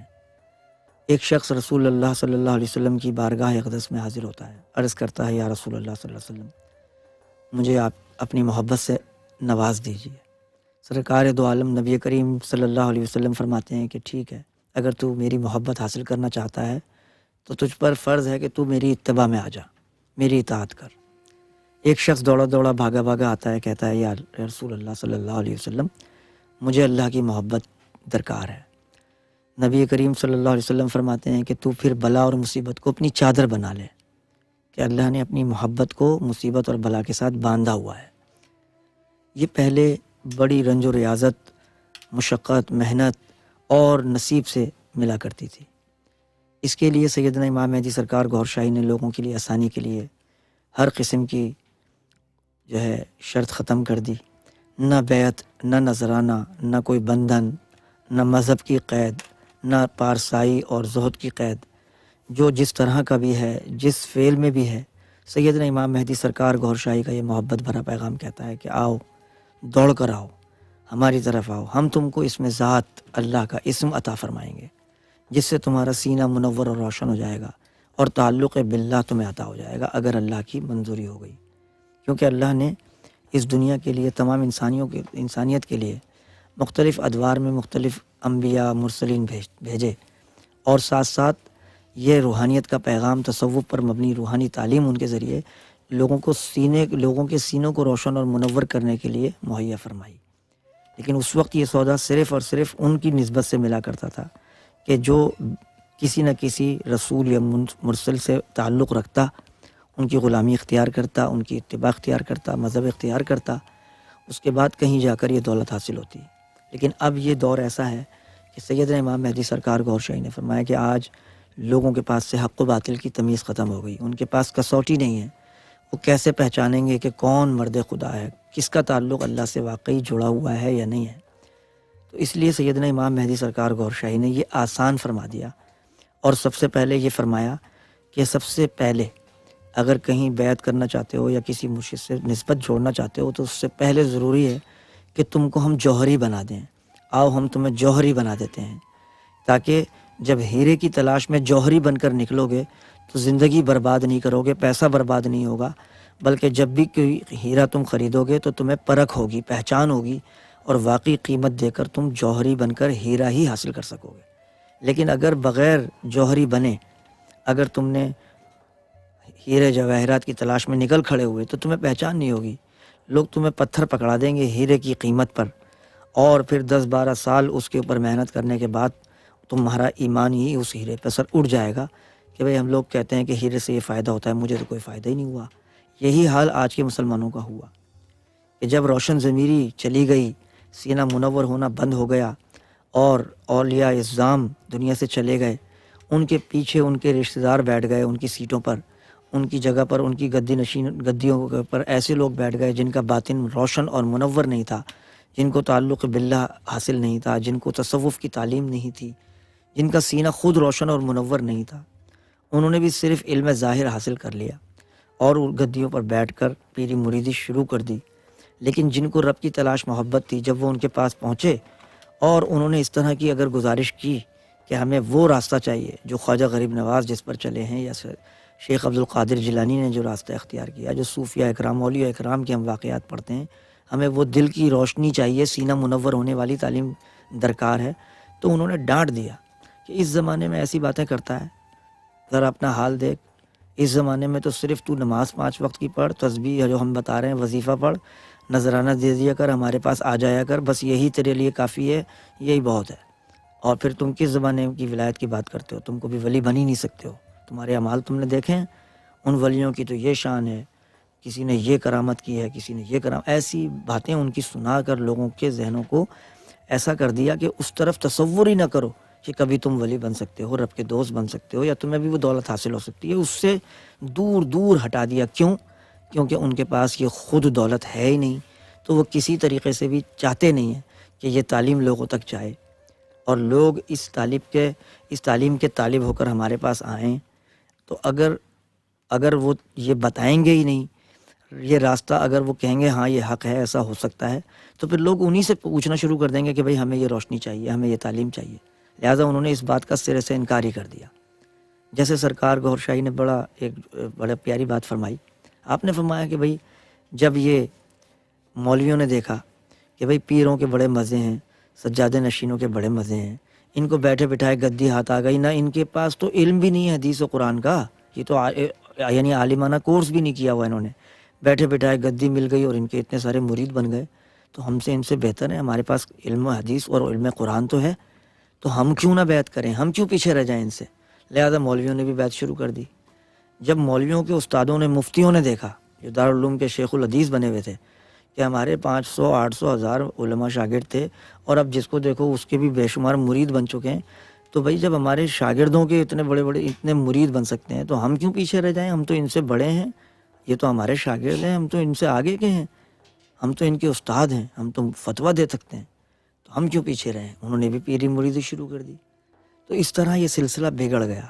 سیدنا امام مہدی سرکار گوھر شاہی نے فرمایا کہ عالم حق وہ ہوتا ہے جس کا سینہ رسول کریم صلی اللہ علیہ وسلم کے سینے سے جڑا ہوا ہوتا ہے۔ حضور صلی اللہ علیہ وسلم نے فرمایا کہ علماء من صدری، علماء وہی ہوتے ہیں جن کا تعلق میرے سینے سے ہے، یعنی سینہ مصطفیٰ صلی اللہ علیہ وسلم سے فیض ہوا ہو، جس کے سینے تک تعلق جڑ گیا ہو، سینہ روشن اور منور ہوگا تو حضور سے تعلق جڑے گا، اس شخص کو پھر اذن صلی اللہ ہوتا ہے، ارشاد صلی اللہ ہوتا ہے۔ حضور اکرم صلی اللہ علیہ وسلم اس کو امامت کا اذن عطا فرماتے ہیں، امامت کا اذن عطا فرمانے کے ساتھ پھر وہ اس لائق ہو سکتا ہے کہ مقتدیوں کے اوپر امام بن کر کھڑا ہو کر نماز پڑھانے کے قابل بن جائے۔ پھر جس کا سینہ حضور سے جڑ گیا اور اذن مصطفیٰ صلی اللہ علیہ وسلم سے جب وہ نماز پڑھاتا ہے تو اس کے پیچھے نماز پڑھنے والوں کی نماز بھی اللہ کی بارگاہ میں قبولیت کا شرف حاصل کر سکتی ہے۔ لیکن جن لوگوں نے زبانی قصہ خوانی اور زبانی علم سیکھ کر اپنے آپ کو اس مقام پر، منصب پر فائز سمجھ لیا ہے اور لوگوں کو اپنا مرید بنانا شروع کر دیا اور اپنے آپ کو ایک امام کے درجے پر سمجھنا شروع کر دیا، وہ لوگ سخت گمراہی میں ہیں اور خود بھی گمراہ ہیں اور لوگوں کو گمراہی کا یعنی باعث خود بھی بن رہے ہیں۔ اگر وہ لوگ بھی یہ بات سنیں تو ان کو بھی چاہیے کہ خدا سے ڈریں، کیونکہ ایک دن تو ایسا آنے والا ہے جب آپ کی اور ہماری ساری یعنی قلعی جو ہے وہ کھل کر سامنے آنے والی ہے۔ تو بہتر ہے کہ سرکار گوھر شاہی کی اس تعلیمات کے انکار میں اس قدر آگے نہ بڑھ جائیں کہ قرآن کو بھی پیچھے چھوڑ دیں، حدیث کو بھی پیچھے چھوڑ دیں، حضور کی تعلیم کو بھی پیچھے چھوڑ دیں، سینے روشن منور کرنے والی تعلیم کے بھی آپ خلاف ہو جائیں۔ حضور سیدنا امام مہدی سرکار گوھر شاہی نے آج تک کسی بھی شخص کو یہ نہیں کہا کہ بھئی مجھ سے مرید ہو جاؤ، مجھ سے بیعت کر لو، مجھے نذرانہ دے دو، یا مجھے مانو، مجھے تسلیم کرو، مجھے مانے بغیر تمہیں اللہ نہیں ملے گا، کبھی نہیں فرمایا۔ آپ نے صرف یہی فرمایا کہ تم جہاں پر بیعت ہو تمہیں مبارک ہو، اور تم جس سلسلے سے وابستہ ہو اسی سلسلے میں رہو، یا جس مذہب کے تم پیروکار ہو ہمیں کوئی اعتراض نہیں ہے، تم اسی مذہب کے پیروکار رہو، لیکن یہ جو دل کی دھڑکن یعنی دھڑکن ٹک ٹک ٹک ٹک کر رہی ہے، ہم تم کو یہ چیز عطا کر دیں گے کہ تمہاری یہ دھڑکن صرف ٹک ٹک تک نہیں رہے گی، بلکہ اس میں ہم تم کو اللہ اللہ سکھا دیں گے۔ اللہ اللہ اللہ اللہ کرتے کرتے جب تمہاری دل کی دھڑکنوں میں اللہ کا نام بس جائے گا تو پھر تمہارے دل کی دھڑکن خون کو جب پمپ کرے گی تو ہر دھڑکن کے ساتھ وہ اللہ گونجے گا اور ہر خون کے قطرے میں اللہ کا نور شامل ہونا شروع ہو جائے گا. ایک وقت آئے گا کہ وہ نور پورے جسم میں سرایت کر جائے گا، ہر نس نس میں جو ہے اللہ اللہ اللہ اللہ کا نور چلا جائے گا. اور جب سرکار گوھر شاہی فرماتے ہیں کہ لوگ تو حضور کو نور یعنی ماننے سے کتراتے ہیں، لیکن جس شخص کے سینے کے اندر منور ہو جائے سینہ اور پھر اس کے ذریعے یعنی دل کے ذریعے پورے خون میں نور سرایت کر جائے تو وہ بھی اللہ کی نظر میں نور ہو جاتا ہے، پھر اس کو بھی نور کہتے ہیں کہ یہ نور ہو گیا. تو حضور اکرم صلی اللہ علیہ وسلم کی تعلیمات کا نچوڑ جو ہے، فقر کا، محبت کا نچوڑ، وہ یہی ہے کہ قلب کو درست کریں، قلب کو پاک کریں، کیونکہ قلب جب تک ناپاک ہے نہ عبادت اللہ کی بارگاہ میں قابل قبول ہو سکتی ہے، نہ کوئی تلاوت کا نور آپ کے قلب میں جا سکتا ہے، نہ کسی بھی عبادت سے آپ کو وہ فیض حاصل ہوگا کہ جو ایک مومن کو حاصل ہونا چاہیے، جس کے لیے تلاوت قرآن کریم آپ کرتے ہیں، نماز اگر پڑھتے ہیں، عبادت آپ کرتے ہیں، جس رب کو راضی کرنے کے لیے اگر یہ کر رہے ہیں تو پھر وہ رب تو تب ہی راضی ہوگا نا جب آپ اس کے حکم کے مطابق ان اعمال کو انجام دیں گے. لیکن آج ہماری بدقسمتی یہ ہے کہ آج ہم تمام کا تمام جو ہے وہ صرف علماء کے سر پہ ہم یہ ذمہ داری ڈال دیتے ہیں کہ جو بھی ہمیں مولوی کہیں گے، عالم صاحب کہیں گے، ہم وہ کریں گے. کیوں؟ کیونکہ ہمارے ذہنوں میں شیطان نے یہ بات ڈال دی ہے کہ، اور علماء نے بھی خود یہ لوگوں کو ڈال دی ہے بات، اگر کوئی بات علم کی کرنا بھی چاہے تو اس کو سختی سے ڈانٹ دیتے ہیں کہ بھائی تم کوئی عالم ہو جو تم یہ بات کر رہے ہو، یہ عالموں کی بات نہیں کرو، تم کو علم نہیں ہے تو تم یہ بات نہ کرو، جو بات ہے ہم جو بتا رہے ہیں اس پر عمل کرو. لہٰذا لوگوں کے اندر ذہن میں یہ بیٹھ گیا ہے کہ بھائی قرآن حدیث یا جو بھی فقہ کا مسئلہ ہے صرف عالموں سے پوچھا جائے. لیکن آپ ان علماء کا حال دیکھ لیں، ہر فرقے کا عالم جو ہے وہ دوسرے فرقے کے اوپر تنقید کرتا ہے، بلکہ اس کو کافر مشرک گردانتا ہے. تو اگر سرکار گوھر شاہی فرماتے ہیں کہ اگر یہ سارے ہی فرقے صحیح ہوتے تو پھر کوئی ہر فرقے والا جو ہے وہ ایک دوسرے کا بھائی ہوتا، محبت ہوتی لوگوں میں، پھر آپس میں ایک دوسرے کو کافر منافق کیوں کہہ رہے ہیں؟ لہٰذا یہ صراط مستقیم نہیں ہے، بلکہ یہ گمراہی کا راستہ ہے کہ آپ اپنے قلب کو منور کیے بغیر، سینے کو روشن کیے بغیر آپ نمازوں میں، عبادت میں لگے ہوئے ہیں. بے شک نماز بہت اعلیٰ و افضل عبادت ہے، اللہ کی طرف پہنچانے کا ایک وسیلہ ہے، لیکن اس نماز کو رب تک پہنچانے کا جو وسیلہ اللہ نے آپ کو عطا کیا ہے وہ کیا ہے؟ کہ آپ کا قلب مومن ہو، آپ کا قلب جو ہے وہ عرش الہی ہو، آپ کے قلب کے اندر نور ہو، اللہ کا اسم ہو. پھر جب آپ زبان سے تلاوت کریں گے، جسم سے رکوع سجود کریں گے، اور پھر آپ کے دل کی دھڑکنوں میں اللہ اللہ اللہ جو ہوگا، وہ اللہ اللہ آپ کی نماز کو، آپ کی تلاوت کو عرش الہی تک لے جانے کا سبب بنے گا. اس کے بغیر اگر آپ نماز میں ہیں تو قرآن کیا کہتا ہے؟ نماز میں اگر آپ رکوع سجود جسم سے تو کر رہے ہیں، زبان سے بھی آپ الحمد شریف قل هو اللہ بھی پڑھ رہے ہیں، لیکن آپ کا دل جو ہے وہ دنیا کے اندر غافل ہے، دنیا کے خیالات میں مگن ہے. تو ایسی نماز کے لیے تو اللہ تبارک و تعالیٰ نے قرآن میں کہا ہے فَوَيْلٌ لِّلْمُصَلِّينَ الَّذِينَ هُمْ عَنْ صَلَاتِهِمْ سَاهُونَ. ایسے نمازیوں کی ہلاکت اور بربادی ہے جو اپنی نماز حقیقت سے بے خبر ہیں. الَّذِينَ هُمْ يُرَاءُونَ کہ وہ اللہ کی نظر میں ریاکاری کر رہے ہیں، ریاکاری کے مرتکب ہو رہے ہیں. اور انسان سوچتا ہے، اس کا نفس اس کو یہ صلاح دیتا ہے، شیطان اندر سے یہ بولتا ہے کہ نہیں میں تو ریاکار نہیں ہوں، کیونکہ میں تو سفر میں اکیلا تھا تب بھی میں نے نماز پڑھ لی، اکیلا کوٹری میں تھا، کمرے میں تھا، کوئی بھی دیکھنے والا نہیں تھا، تب بھی میں پابندی سے نماز پڑھتا ہوں، لہٰذا یہ آیت میرے لیے نہیں ہوگی. لیکن سرکار گوھر شاہی نے صاف صاف اس کی تاکید یعنی تشریح فرمائی ہے کہ اللہ کی نظر میں ہم یراؤن اس لیے کہا اللہ نے کہ وہ نماز جو رب تک نہ پہنچے، تو نے دیکھا اپنے آپ کو عمل کرتے ہوئے لیکن رب نے نہ دیکھا یا دنیا نے دیکھا تجھے، تو رب کی نظر میں وہ ریاکاری ہے. اور ریاکاری کے لیے حدیث رسول ہے کہ وہ خفی شرک ہے، ایسا شرک جس سے انسان خود نہ واقف ہوتا ہے.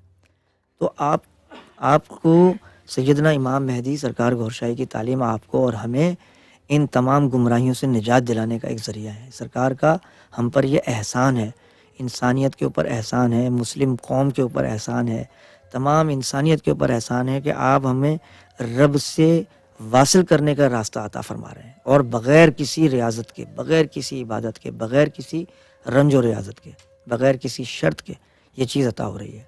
اس سلسلے کی روزانہ یہاں پر محفل جو منعقد ہوتی ہے اس میں نمائندہ گوھر شاہی سید یونس الگوہر سے دنیا بھر سے لوگ سوال کرتے ہیں، اور ہر مذہب کا انسان یہاں پر رجوع کر کے سوال جب کرتا ہے اور پھر وہ یہاں سے جب اس کو جواب عطا کیا جاتا ہے تو وہ صرف الفاظ نہیں ہوتے ہیں بلکہ اس کے ساتھ ایک نور کا سلسلہ قائم ہو جاتا ہے. یہاں سے جواب کے ساتھ فیض عطا کیا جاتا ہے، نور عطا کیا جاتا ہے، جو کہ دلوں کے اندر جب نور جاتا ہے اور ساتھ میں پھر اس کے علم بھی جاتا ہے تو پھر وہ آپ کو جب جواب عطا ہوگا اور نور کے ساتھ، تو پھر آپ دیکھیں گے کہ آپ کے دل کے اندر اللہ اللہ شروع ہو جائے گی. آپ کا دل بھی روشن اور منور ہو جائے گا. کچھ دنوں کے اندر سے آوازیں آنی شروع ہو جائیں گی. اللہ کا نام آپ کو اپنے قلب پر چمکتا ہوا نظر آئے گا. پھر آپ کی باطن میں اصلاح شروع ہو جائے گی. یہی دو چیزیں اہم ہیں تصوف میں. جیسے قلب کی اہمیت ہے تصوف میں، اسی طرح تزکیہ نفس کے لیے بھی قرآن نے بڑی زوردار تاکید کی ہے. قد افلح من تزکا وذکر اسم ربہ فصلی، کہ جس کامیاب وہ ہوا اللہ کے نزدیک کہ جس نے اپنے نفس کا تزکیہ کیا، یعنی نفس کو پاک کر لیا. وذکر اسم ربہ فصلی، پھر اپنے رب کے اسم کا ذکر کیا اور پھر اس قابل ہو گیا کہ اب وہ فصلی، کہ وہ جب نماز پڑھے گا تو وہ اللہ تک پہنچ سکے گی. تو یہ تعلیم ہے سیدنا امام مہدی سرکار گور شاہی کی. لیکن جب یہ حقیقت لوگوں کو بتائی جاتی ہے کہ بھئی قلب کی حاضری کے بغیر حضور نے فرمایا کہ نماز نہیں ہوتی، قلب کی حاضری ضروری ہے ورنہ نماز تمہاری مکمل نہیں ہوگی، بلکہ اس کے بغیر اگر تم نماز پڑھو گے تو تمہیں نقصان ہوگا. قرآن نے کہا کہ ہلاکت ہے ان نمازیوں کی، جب تم ہلاک ہو جاؤ گے. تو لوگ کہتے ہیں کہاں ہلاک ہوتے ہیں، کیسے ہلاک ہوتے ہیں؟ وہ ہلاک اس لیے اس طرح ہو جاتے ہیں کہ جب بغیر قلب کی حاضری کے، بغیر نور کے آپ نماز پڑھیں گے تو چند دن نماز پڑھیں گے، دنیا میں آپ کی شہرت شروع ہو جائے گی. آپ محلے سے گزریں گے، لوگ آپ کی عزت اور تعظیم شروع کر دیں گے. لوگ کہیں گے یار 5 وقت کا نمازی جا رہا ہے، بھائی بڑی عزت ہے اس کی. آپ کے اندر کوئی نور کا سلسلہ تو ہے نہیں قلب کے اندر. اب جب آپ کے کان وہ آواز سنیں گے، محسوس کریں گے لوگ آپ کی تعظیم بھی کر رہے ہیں، آپ کے اندر تکبر گھمنڈ شروع ہو جائے گا. پھر ایک دن بے نمازی کو بڑی غارت سے دیکھے گا وہ بندہ کہ یار دیکھو یار گناہ میں لگا ہوا ہے، نماز کا وقت جا رہا ہے، بے فکر ہے نماز سے. جب تو نے غارت سے بے نمازی کو دیکھا، سیدنا امام مہدی سرکار گور شاہی فرماتے ہیں پھر تکبر عزازیل را خوار کر، پھر تو تکبر کا شکار ہو گیا. اور تکبر کا شکار ابلیس جب ہوا تو رب کے نظر میں مردود ہو گیا. تو تیرے سارے اعمال غارت ہو گئے کیونکہ تجھے تکبر آ گیا. نماز تجھے بے حیائی برائی سے روکنے والی تھی قرآن کی نزدیک، لیکن جب قلب منور ہوتا تو تجھے بے حیائی برائی سے روکنے کا وہ ذریعہ بنتی نا. نماز حقیقت بنتی تو تجھے روکتی. جب نماز حقیقت بن ہی نہیں سکی، نور کے بغیر آپ نے نماز پڑھی ہے، تو اب آپ کی وہ نماز آپ کو تباہی کی طرف لے گئی. ایک دن ایسا بھی آ جاتا ہے لوگوں پر، نماز پڑھتے رہتے ہیں مسلسل، تکبر بڑھتا رہتا ہے، یہاں تک تکبر آ جاتا ہے کہ پھر شیطان مشورے دیتا ہے کان کے اندر کہ اب تو نمازی تو پکا ہو گیا، اب داڑھی بھی رکھ لے، سنت رسول ہے. پھر وہ سنت رسول داڑھی رکھنے شروع کر دیتا ہے اور تکبر سے ہو جاتا ہے کہ اب تو میں نمازی بھی ہوں اور داڑھی بھی میری ہو گئی ہے. پھر کچھ عرصے بعد اس کو شیطان مشورہ دیتا ہے یار امامہ بھی باندھ لے، حضور کی سنت پوری کر لے. پھر وہ امامہ باندھتا ہے. اس کے بعد اور زیادہ اکڑ اور تکبر اس کے اندر بھرتا چلا جاتا ہے، ہر طرح کی سنتیں تلاش کرنے لگتا ہے کون کون سی میں کر سکتا ہوں. پھر وہ مشورے لوگوں کو دیتا ہے، تبلیغیں شروع کر دیتا ہے. اس کے بعد ایک وقت آتا ہے کہ یہاں تک سوچنے پر اس کا ذہن چلا جاتا ہے گمراہ کن کہ اب مجھ میں نعوذ باللہ اور محمد رسول اللہ میں کیا فرق رہ گیا، سوائے اس کے کہ ان پر وہی آتی تھی اور میں ایک عام انسان ہوں، لیکن وہ میرے بڑے بھائی کی طرح، بس اتنا ہے. ان کی زیادہ تعظیم کیا ہے مجھ میں تو تمام سنتیں اپنا لی ہیں میں نے. یہاں تک پہنچ کے وہ تباہی کا شکار ہو گیا. تو وہ نمازیں لے گئی نا تباہی کے شکار کی طرف. اور ایسے لوگ آپ نے بھی اور ہم نے بھی دیکھے ہیں، بے شمار لوگ آپ کو دنیا میں ایسے ملیں گے جو برسوں نماز بھی پڑھی، تک درود و سلام بھی پڑھنے والے تھے، بڑی محبت سب کچھ کرنے والے تھے، لیکن تکبر کا اس قدر شکار ہو گئے کہ لوگوں سے حقارت کرنے لگے، لوگوں سے تکبر سے پیش آنے لگے اور سینہ سخت سے سخت ہوتا چلا گیا. اس کے برعکس اگر باطنی علم مل جاتا، نور اندر چلا جاتا، تو وہی نمازوں کا نور اندر جذب ہوتا اور تمہارے اندر اور مزید وہ نمازیں عاجزی پیدا کرتی، تمہاری نمازیں رب تک پہنچتی. وہ نور تلاوت قرآن کا بھی نور دل میں جاتا، عبادت کا بھی نور دل میں جاتا، اور پھر مومن بنتے. مومن بننے کے بعد آگے ترقی ہوتی رہتی، قلب سلیم کے مستحق ہو جاتے. قلب سلیم کے بعد قلب منیب کی طرف تمہارا رتبہ چلا جاتا، یہاں تک کہ اللہ کے دوستوں میں تمہارا شمار ہو سکتا تھا. لیکن اس راستے کی مخالفت یہ نفس کرتا ہے، شیطان کرتا ہے. یہی وجہ ہے کہ جب بھی یہ پیغام محبت کسی کو دیا جاتا ہے تو اس کے پیچھے بے شمار لوگ لگ جاتے ہیں کہ بھئی تم کس سلسلے میں چلے گئے، ان کے خلاف تو ایسی بات ہے، ان کے خلاف تو ایسی بات ہے، ان کا تو یہ عمل نہیں ہے، صحیح نہیں. آپ ان کو کہیں کہ بھئی گناہ گار تو میں پہلے بھی تھا اور ابھی بھی گناہ کرتا ہوں، لیکن اب مجھ میں ایک چیز آ گئی کہ مجھے ان کی وجہ سے ایک اللہ کا ذکر جو ہے کرنے کی توفیق عطا ہو گئی اور میرے دل کی دھڑکنیں اب اللہ اللہ کر رہی ہیں، تو اس کا اجر تو اللہ مجھے دے گا نا. تو پہلے سے تو حالت میری بہتر ہو گئی، اور آئے دن جتنا بھی دن آپ ذکر کریں گے آپ کے دل میں نور آتا چلا جائے گا، آپ کی حالت پہلے سے بہتر ہوتی چلی جائے گی۔ اور یاد رکھیں کہ یہ راستہ اپنی عبادت، اپنی ریاضت، اپنی محنت سے کبھی بھی عطا نہیں ہوتا۔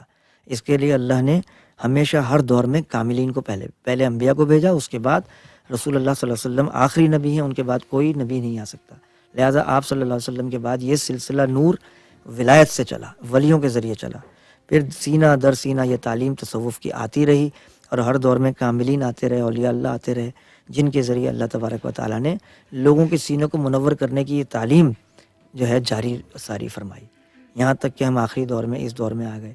اور اب امام مہدی سرکار گوھر شاہی نے انسانیت کی آسانی کے لیے وہ شرط بھی ختم کر دی کہ بھئی بیعت کرو گے، سلسلے میں داخل ہوگے تو یہ فیض ہوگا، نہیں، فرمایا تم کسی سلسلے میں ہو یا نہ ہو، مذہب میں چل رہے ہو یا بے مذہب ہو، اس سے ہمیں واسطہ نہیں ہے، ہم تمہارے دل کو منور کرنے کا نسخہ تمہیں عطا کر سکتے ہیں کہ تم ہمارے ساتھ 3 مرتبہ اقرار کر لو، اللہ اللہ اللہ، اجازت ذکر قلب حاصل کر لو، پھر تم اس کو مشق کرو، تصور کرو کہ تمہارے دل پر اللہ لکھنے میں تم جس کو بھی بہتر سمجھتے ہو، اپنے مرشد کو، اپنے نبی کو، اگر تمہارا کوئی مرشد ہے اس کو بلاؤ، اگر تمہارا کوئی مذہب ہے اس کے اپنے مرسل اور نبی کو پکارو، جب کوئی بھی روحانی ہستی تمہیں محسوس ہو کہ نامدد ہو تمہاری کسی طرف سے، تو گوھر شاہی کو پکار کر دیکھو، اس کو آزما کر دیکھو۔ سرکار گوھر شاہی فرماتے ہیں ہمیں پکار کر تو دیکھو، آزما کر تو دیکھو، دیکھو پھر کیسے دل اللہ اللہ کرتا ہے۔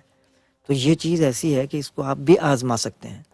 ایک مرتبہ ذکر قلب کی دولت آپ کو جب حاصل ہو جائے گی، پھر آپ کے اندر جب نور آئے گا، پھر آپ کا دل بھی چاہے گا کہ آپ تمام انسانیت کے لوگوں تک یہ پیغام لے کر جائیں، کیونکہ صراط مستقیم ایک ایسی چیز ہے کہ جو ہر مسلمان نماز جب پڑھتا ہے تو سورہ فاتحہ میں یہ دعا کرتا ہے کہ اللہ اہدنا الصراط المستقیم، مجھے صراط مستقیم عطا کر۔ لیکن صراط مستقیم تب ہی ملے گی نا جب صراط الذین انعمت علیہم پہ آپ چلیں گے، صراط ان کی جن پر تیرا انعام ہوا، اور انعام اولئک علیہم من النبیین والصدیقین والشہداء والصالحین وحسن اولئک رفیقا۔ قرآن کہتا ہے انعام کے مستحقین جو ہیں وہ اولیاء، صلحاء، شہداء اور رفقاء ہیں اللہ کے، ان کے سینے منور ہیں، وہ لوگ ہیں جن کو اللہ نے اپنے انعام کا یعنی کرم فرمایا ہے۔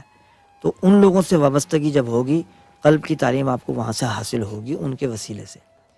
آج اپنی قسمت آزمانے کے لیے یہ بہترین آپ کو ایک چینل جو ہے دستیاب ہے، الرا ٹی وی، لائیو روزانہ محفل ہوتی ہے، اس پر سیدی یونس الگوہر نمائندہ گوھر شاہی آپ کے سوالات کے جواب بھی آپ کو عنایت فرماتے ہیں، روحانی تعلیمات بھی بیان فرمائی جاتی ہیں، فیض بھی عطا فرمایا جاتا ہے، اور کسی قسم کے منفی پروپیگنڈے سے اگر ذہن الجھا ہوا ہے تو اس آپ سوال کر سکتے ہیں، ادب کے ساتھ آپ سوال کریں، اللہ کی محبت کی اگر آپ کے اندر طلب ہے تو جستجو ہے، حضور اکرم صلی اللہ علیہ وآلہ وسلم کی محبت اور قرب حاصل کرنا چاہتے ہیں تو یہ دروازہ کھلا ہوا ہے، آپ اس کو آزما کر دیکھیں، ایک مرتبہ آپ یہاں پر دستک دے کے دیکھیں کس طریقے سے رحمت آپ کو اپنے دامن میں جگہ دیتی ہے۔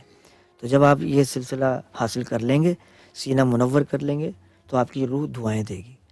آخر میں یہی درخواست ہے تمام ناظرین سے کہ اس محفل کے لنک کو اپنے دوست احباب کے ساتھ شیئر کرتے ہوئے محفل میں شریک رہیں۔ اب میں بلا اختیار، بلا تاخیر درخواست گزار ہوں نمائندہ گوھر شاہی سیدی یونس الگوہر کی بارگاہ عالیہ میں کہ وہ اپنے بیان سے ہم تمام کو مستفیض فرمائیں۔ ملاحظہ فرمائیں نمائندہ گوھر شاہی سیدی یونس AlGohar.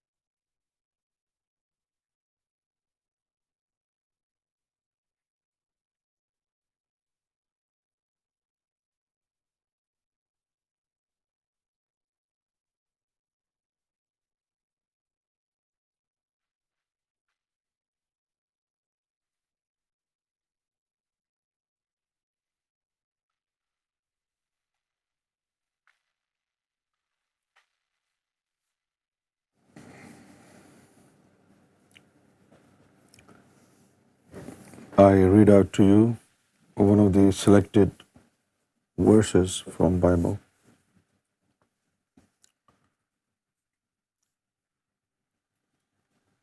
It is from Proverbs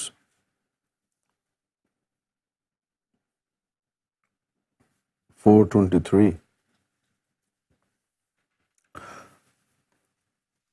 Above all else, guard your heart, for everything you do flows from it. Above all else, guard your heart, for everything you do flows from it. Keep your mouth free of perversity. Keep corrupt talk far from your lips. Let your eyes look straight ahead. Fix your gaze directly before you. Give careful thought to the paths for your feet, and be steadfast in all your ways.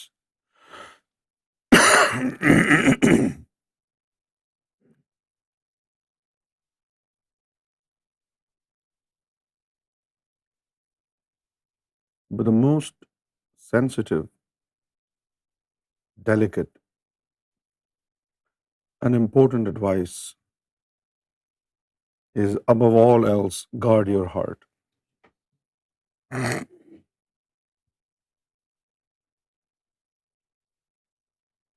And the question is, how do you guard your heart?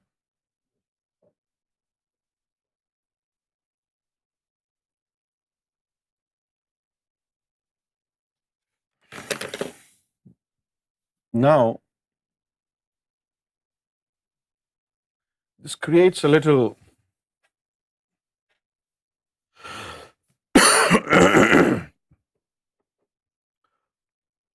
it creates a little confusion. Guard your heart. Does it mean when you're born, you have a pure heart?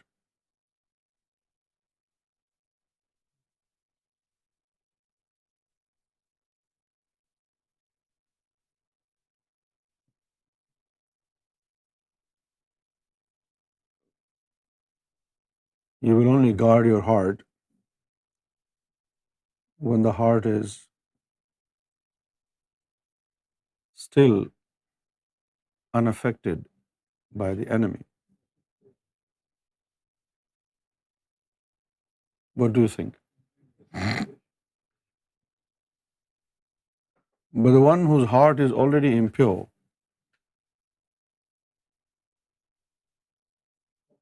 had he been guarding his heart wouldn't be impure.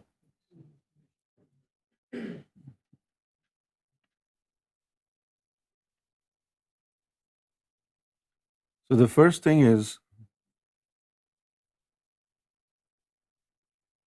to purify the heart.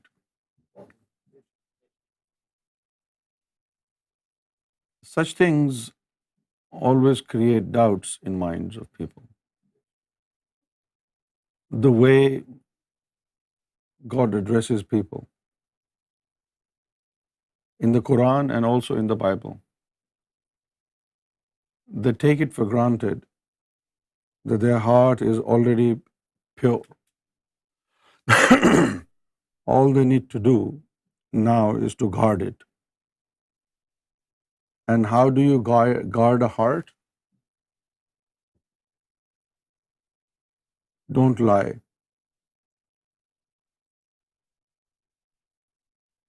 And do not break anybody's heart. Don't do bad things. This is how you guard your heart. But that's not the case. In order to be able to guard your heart,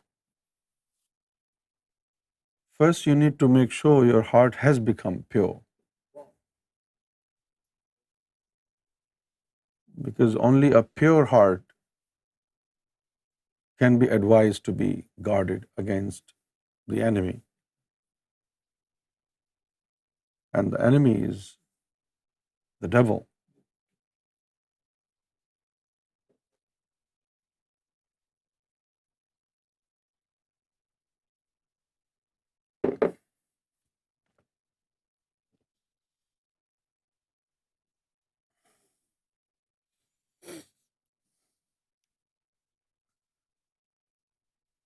The Lord is close to the brokenhearted and saves those who are crushed in spirit. We have a similar notion in a hadith where the Prophet of Islam said that only those come under the sight of God who are brokenhearted. Similar um, advice is given in Islam also. The Lord is close to the brokenhearted and saves those who are crushed in spirit.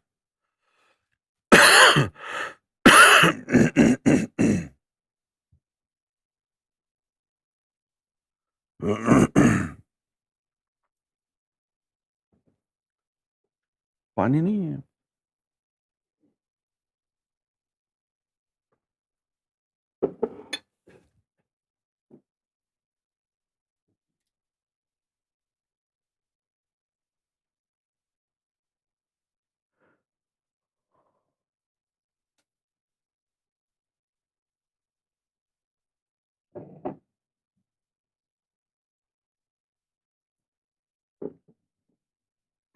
And they call this is the first commandment. And thou shalt love the Lord thy God with all thy heart and with all thy soul and with all thy mind and with all thy strength. This is the first commandment. And this is the most beautiful one.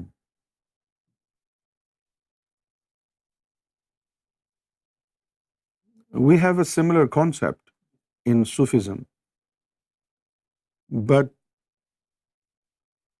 it doesn't come uh, from the Quran. Love your Lord with all your heart, with all your soul, with all your mind, and with all your strength.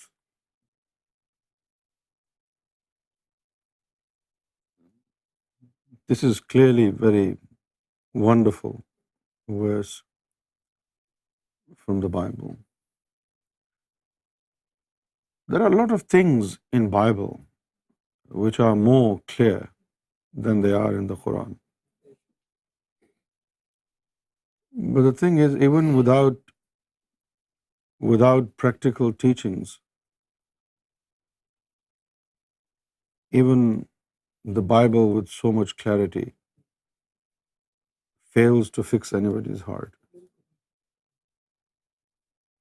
Because what will restore purity in your crooked heart is spiritual sciences, a spiritual master who is delegated by God. Heart has two aspects, the physical aspect and the spiritual aspect. The spiritual aspect is almost non-existent before you find a spiritual master. All you have is a fleshy heart without a trace of a spiritual aspect attached to it. But once you find a spiritual master, and he initiates you into spirituality, then with his spiritual concentration, he will then awaken the spiritual heart.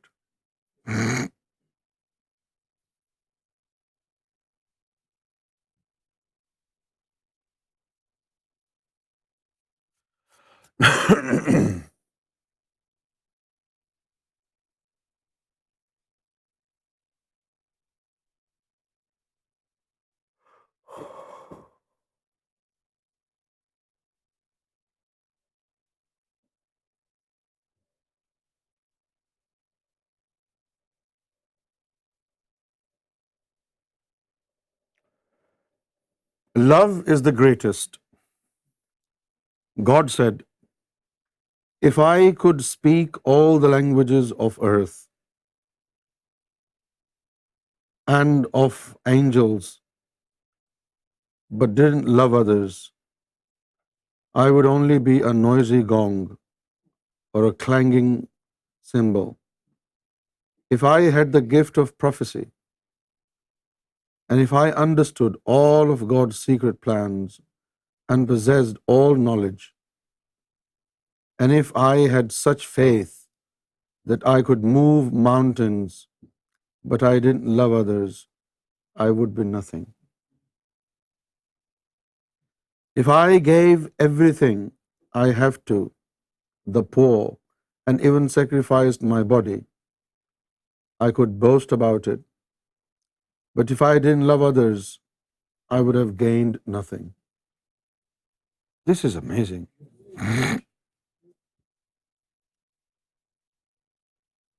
I want to read it again.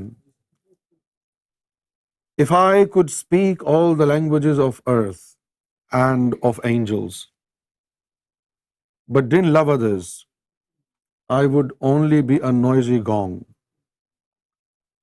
If I had the gift of prophecy, and if I understood all of God's secret plans and possessed all knowledge, and if I had such faith that I could move mountains, but didn't love others, I would be nothing. If I gave everything I have to the poor and even sacrificed my body, I could boast about it. But if I didn't love others, I would have gained nothing. And Sarkar Gohar Shahi said in his book,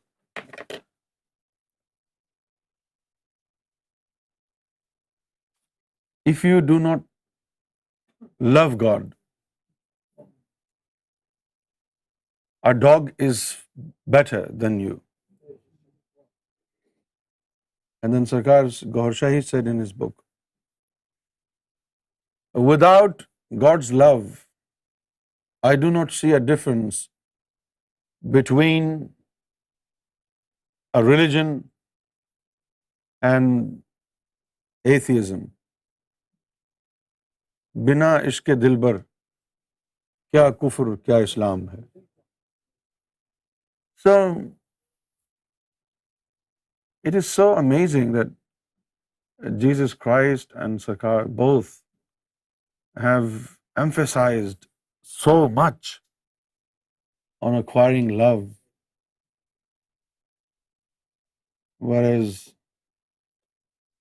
all we hear from uh, the scholars and other clergymen is performance of worship and rituals. But I want you to appreciate this.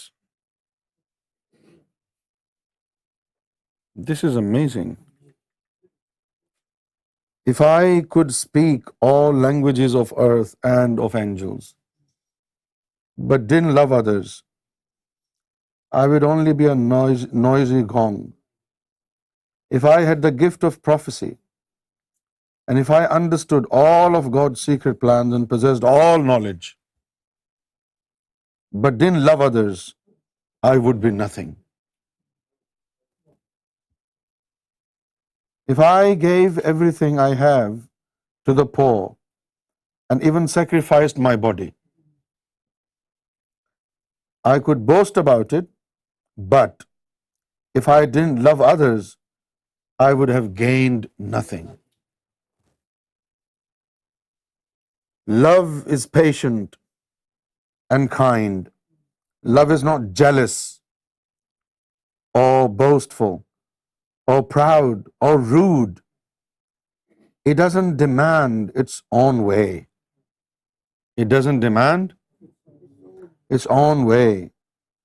It is not irritable, and it keeps no record of being wronged.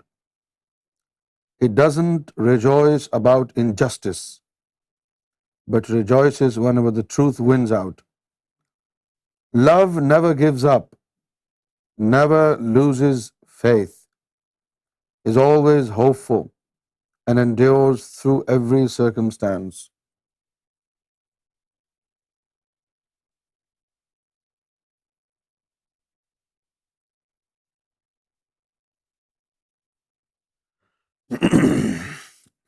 Chapter Mark 21.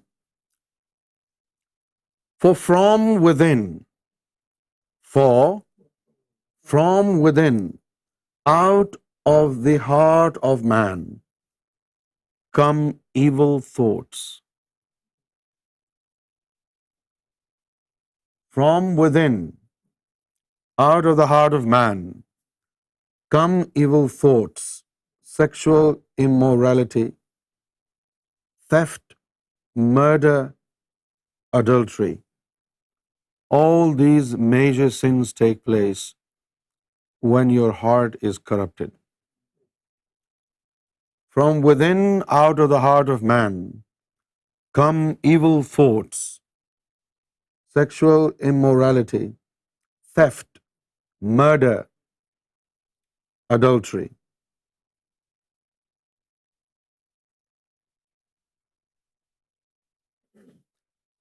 Peter 22. Having purified your souls by your obedience to the truth, for a sincere brotherly love, love one another earnestly from a pure heart.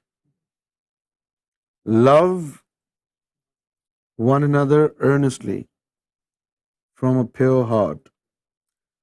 Be kind to one another, tender-hearted, forgiving one another, as God in Christ forgave you.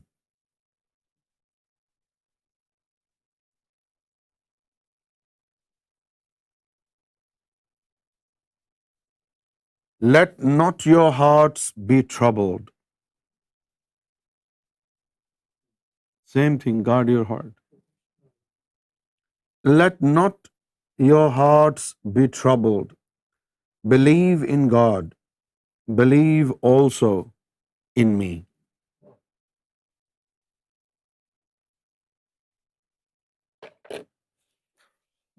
This word is very mysterious. Believe in me or believe in God. Because generally we do not understand how to believe.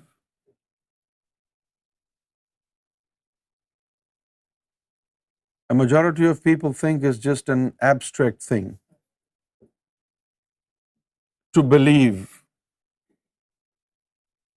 But in the Bible or in the Quran or in any other religion, to believe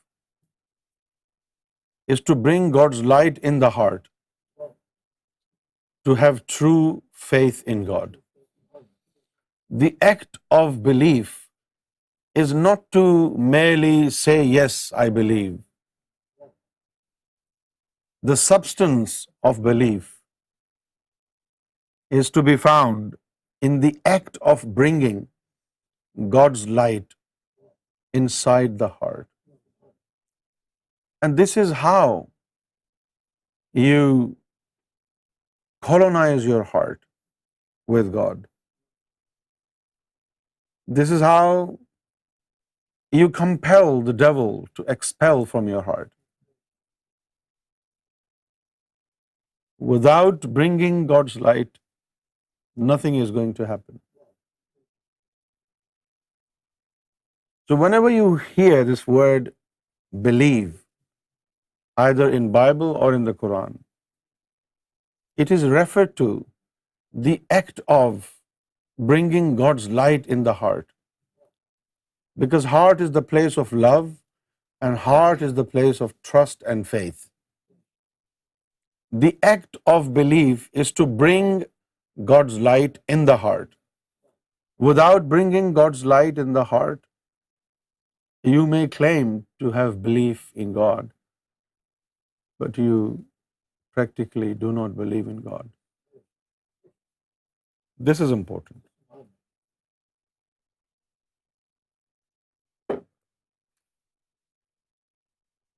If I say eat, do you do anything practically, or you just say, yes, I eat? Drink. What do you do when I say drink? You drink water. And if I say believe in God, what do? You just say, yeah, I believe in God, but you're not doing anything. کیا خیال ہے؟ If I say sleep, you lie down, close your eyes, try to sleep. So, you actually perform an activity, right? You perform an activity. But when you're asked to believe, what activity do you perform?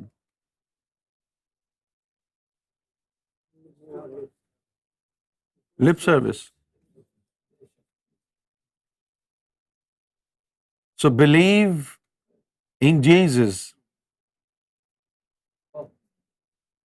You need an activity.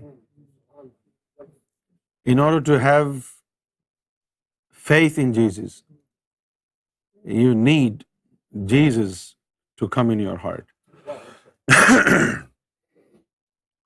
Without allowing Jesus, bringing Jesus in the heart, you will never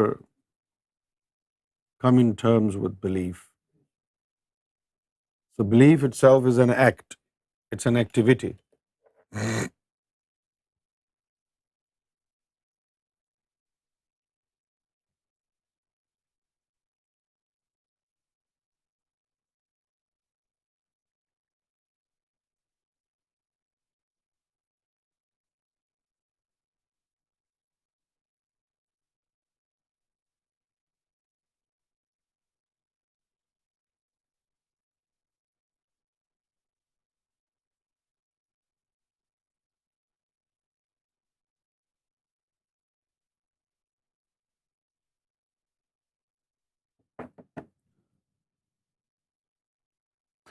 Jesus said that the greatest commandment was to love the Lord with all one's heart, mind, soul, and strength.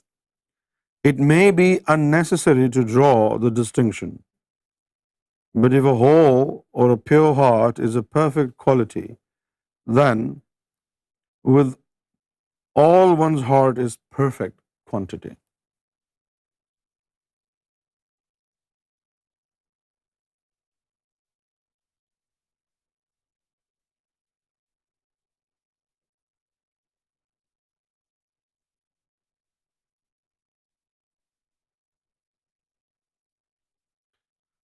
A heart at peace. A heart at peace. What does it mean? When the heart is purified.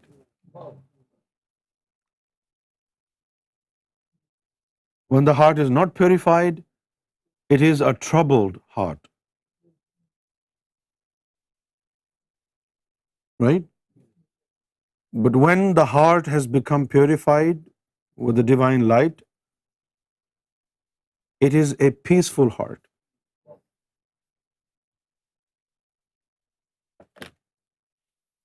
A troubled heart does not have the ability to have a firm belief, and it bounces from one place to another. It is not settled anywhere. But when the heart is purified, when the heart has become peaceful, it has gained its peace, then it sticks to one Lord, to one Master, and it is contented, it is peaceful. So, a heart at peace gives life to the body. A heart at peace gives life to the body.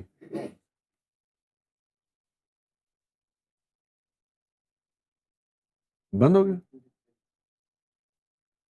A heart at peace gives life to the body, but envy rots the bones.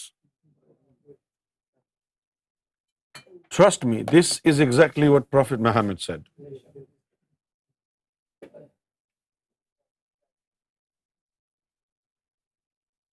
When you suffer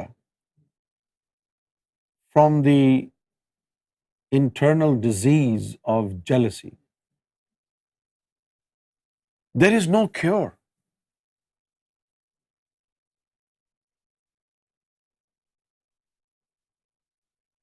You become a psychopath.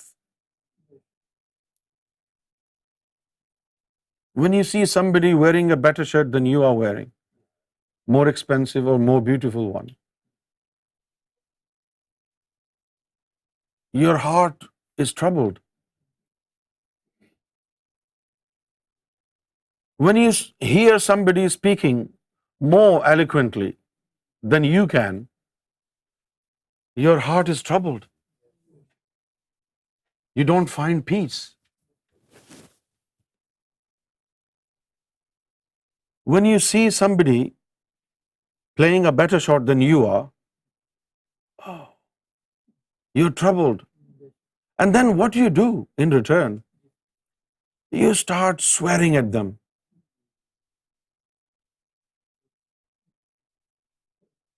You do not address your problem. The one who is better than you, you start cursing them, swearing at them, and you think they are your enemy. There is no cure. And in 24 hours, if you're awake for 12 hours, maybe you will suffer from these fits of jealousy 12 times a day. You see somebody is looking more beautiful than you are, you're under attack. You want to tell people, don't think that is beautiful. No, it's not beautiful. I am beautiful. So this problem that we have in our hearts, jealousy, envy, it definitely rots the bones.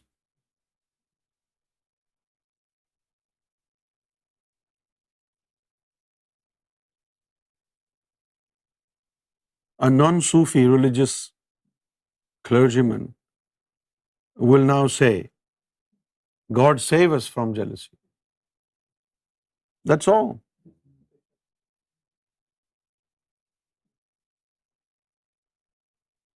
But these prayers will not help you.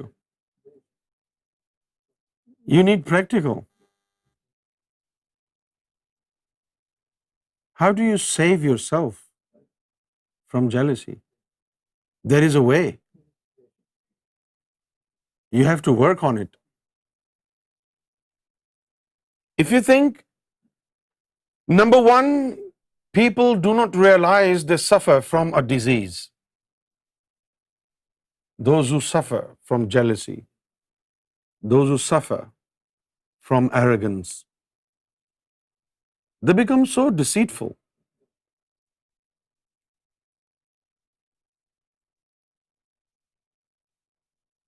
So they don't know this is a problem.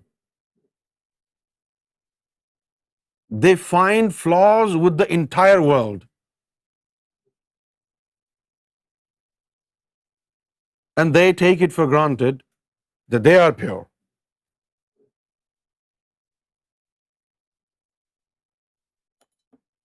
You know, sometimes it's like this. The glasses are there on my head. I'm looking for the glasses everywhere. It happens sometimes.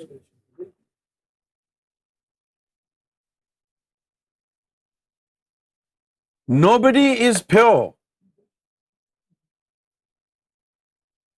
When you are born, the moment your body comes out from the womb of your mother, and when the angels place inside your body all the celestial souls,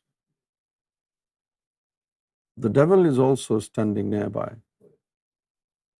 No sooner the angels are done, he starts placing his companions inside you. 4 birds inside you. And these 4 birds carry with them 4 great problems. Like one of them is arrogance, another one is lust, and then another one is jealousy. All these internal spiritual diseases have been attached with your souls upon God's orders. This is your test. And only by virtue of spiritualizing your life and your character, through awakening of the souls, purifying the souls, you will get rid of all these problems. If you do not adopt spirituality, no matter how religious you become, as a Muslim or a Christian or a Jew or a Hindu, jealousy will rot your bones, eat your flesh, make you a complete idiot out of yourself. And you will never notice. You will always think the world has gone crazy. And you will not count yourself. The entire world has gone crazy. Only you are right. Everybody else in this world is an idiot. And you complain to God. God, what the hell on earth have you made? Look, everybody is bitching around. This is end times. But you don't know you have a problem.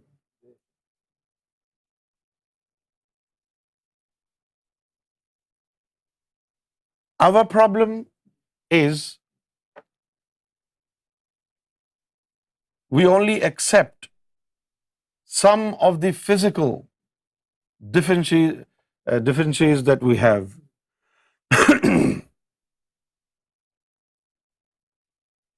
We accept some of these physical diseases. Like when we're running temperature, we say, yeah, I am running temperature. You catch flu and you say, yeah, I have flu.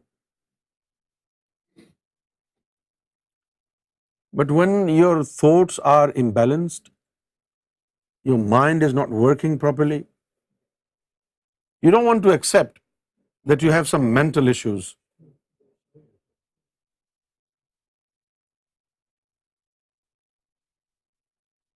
Psychological issues. It's very easy with the amount of stress that we have to endure every day with. It's very easy to have psychological issues.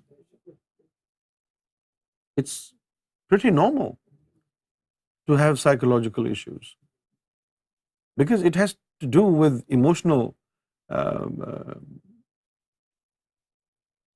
intelligence. Sometimes your emotional intelligence is affected by stress.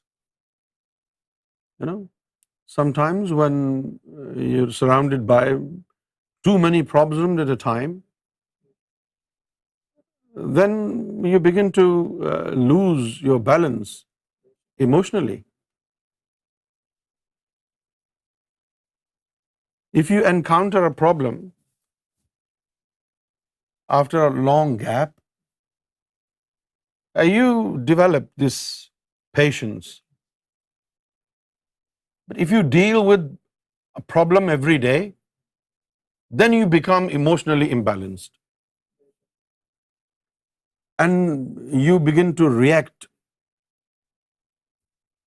in a different way, which is not normal.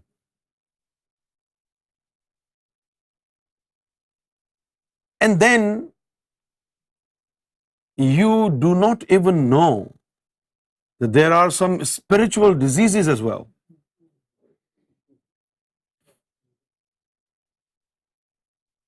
Right? For example,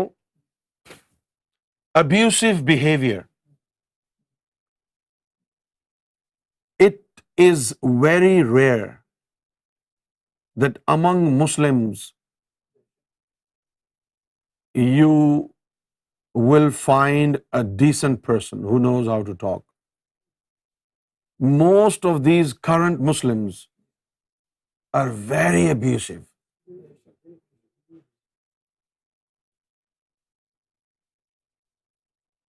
They do not even know how to sit. You're here, somebody is reciting Quran and Bible, and you're sitting like this. And these are Muslims.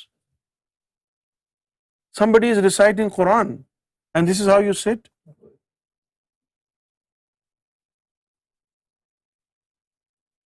And I ask you again and again, do you have a question? And you say, no, I don't have a question. But you have questions in your heart. Like those two guys who came from Blackburn. I told them in the beginning, it is better to vomit your shit in front of me than you go out and you speak evil behind my back. مرد کا بچہ ہے تو منہ پر بول کے جانا ہے یہاں سے. This is the problem with a lot of people. Now, jealousy. Is there any analgesic tablet? Is there any medicine for jealousy? Any therapy? No. So we never turn to a spiritual doctor. Why? Because we do not know jealousy is a disease. And you can heal yourself if you find a spiritual doctor, and you can get rid of jealousy.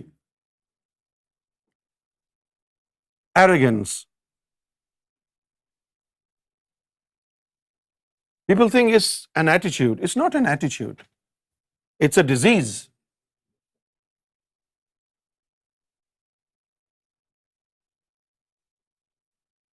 These are spiritual diseases. Right?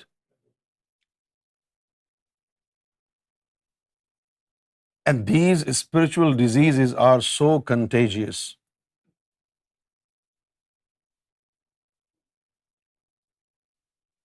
You keep company of a group of people who, are more actively involved in all these diseases. They slander people. They talk bad about people behind their back. And they show off what they have.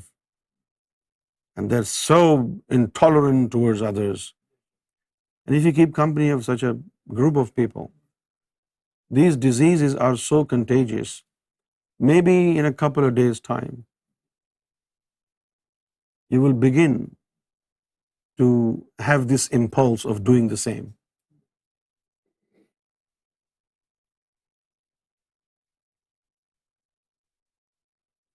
For example, in the kitchen of a restaurant, one man likes to clean the kitchen, and everybody else hates to do that. What will be the impact of all these individuals who hate to clean? The impact will be, the least impact will be that the one who wants to clean the kitchen will be so dismayed that he also will say, okay, if nobody is doing it, I'm not doing it either. Contagious.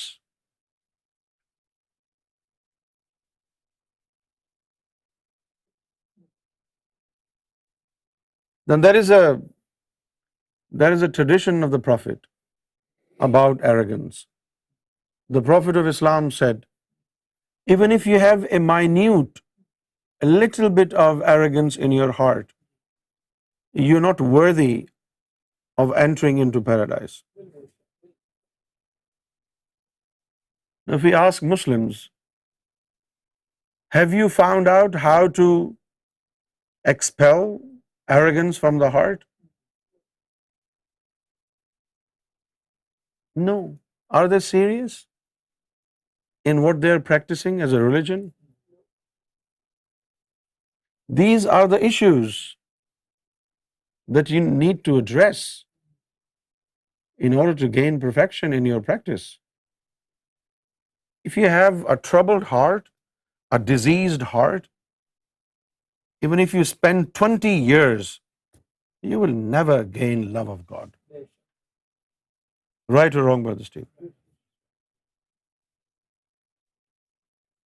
These are spiritual diseases. And His Holiness Gohar Shahi has mentioned all these things in the book.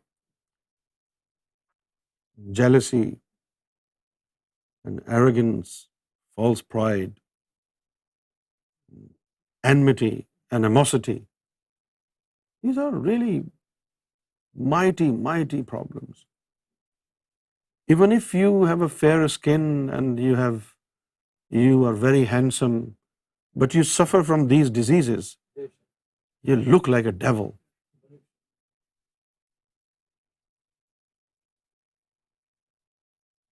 Blessed is the man who has gotten rid of all these spiritual diseases.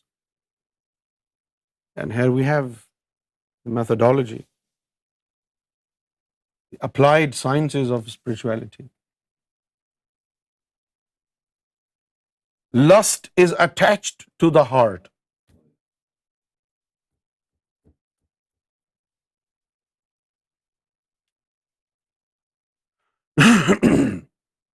Your heart is densely, heavily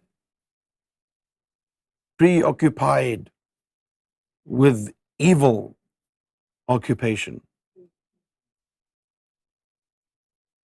Layers upon layers, 30,000 layers of lust, 30,000 layers of envy, jealousy, another 30,000 layers of arrogance, 180,000 layers of different spiritual diseases.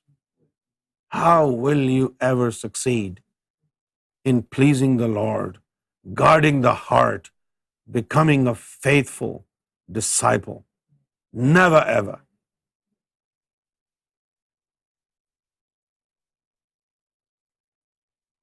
Verbal phraseology is not going to set your heart at peace.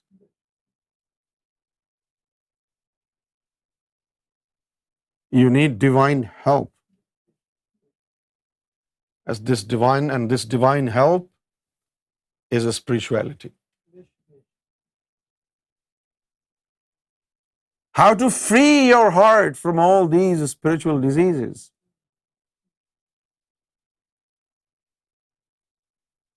First, finding a spiritual master. And that spiritual master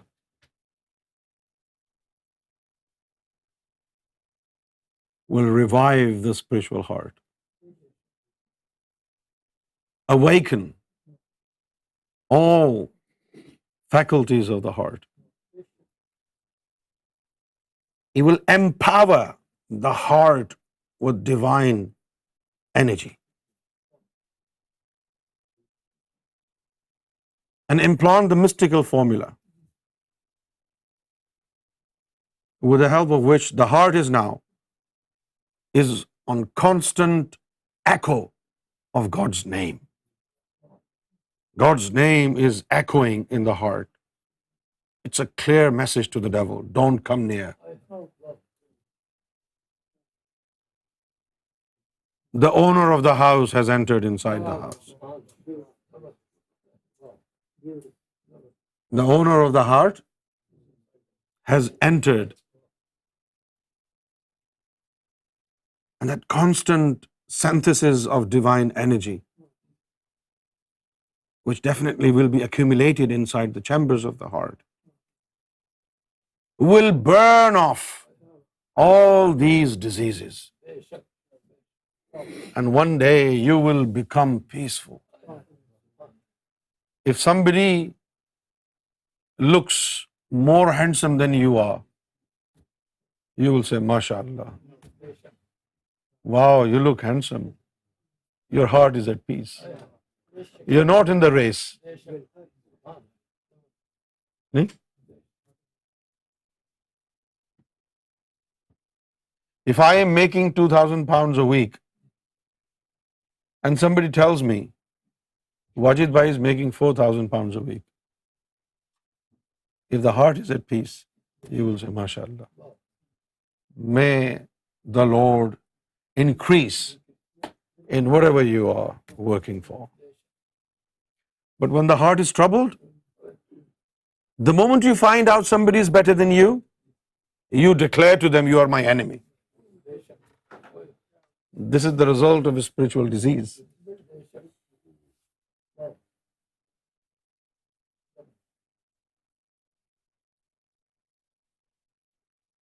Now, sometimes you have to keep lying to certain people. No, you are the best. Everybody else is a son of a bitch. Why? Because you want to make sure that they do not feel threatened. You cannot tell them the truth. You cannot tell them, Zahir Shah Anwar is better than you. Right? It's just an example. Don't think you're a piece of shit. It is just an example. Obviously, I cannot say it, Shakil.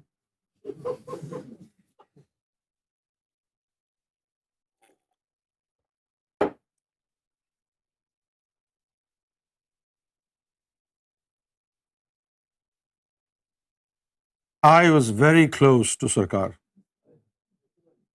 And Sarkar also showed me love. So I developed this thought that I am a good person. And then there was this bad guy, Zafar.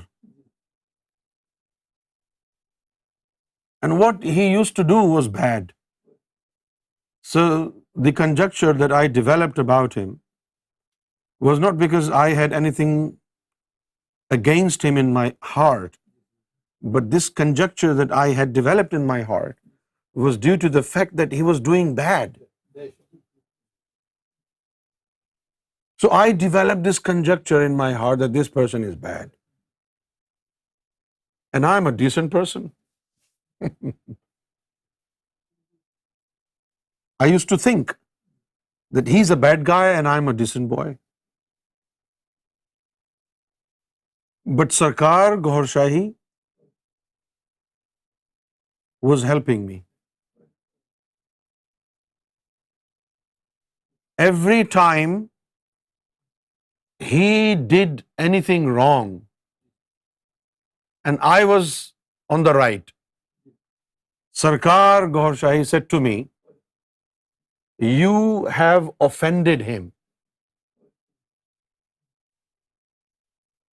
You have offended him. You don't know anything. Go and tell him to forgive you. If he doesn't forgive you, I will not be happy with you. And I used to think, I haven't done anything wrong. And by the book, all he always does is wrong.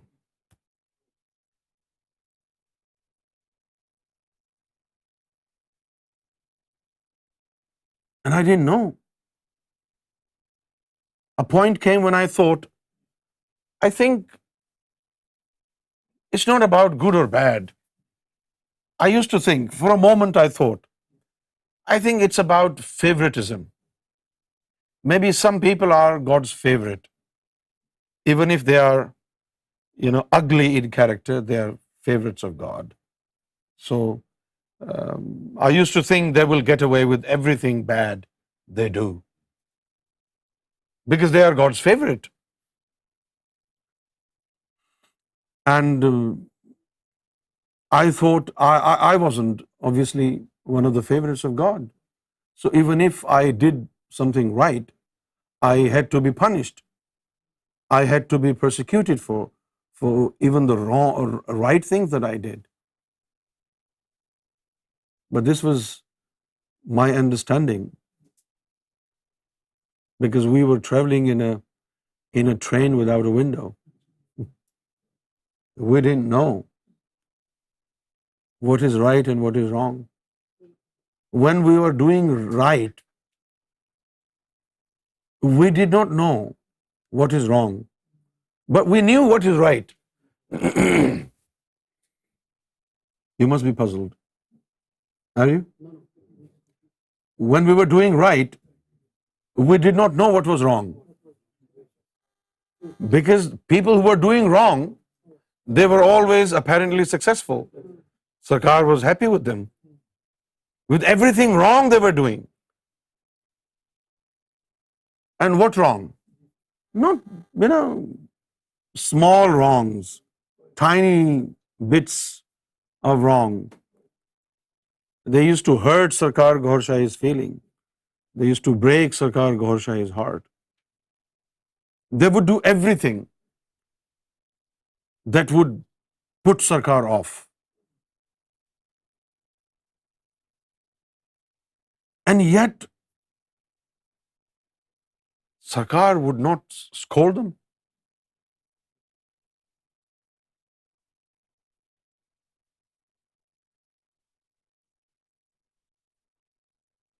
And then one day something happened, and I knew I was right. Not out of arrogance, right? Why did I think I was right?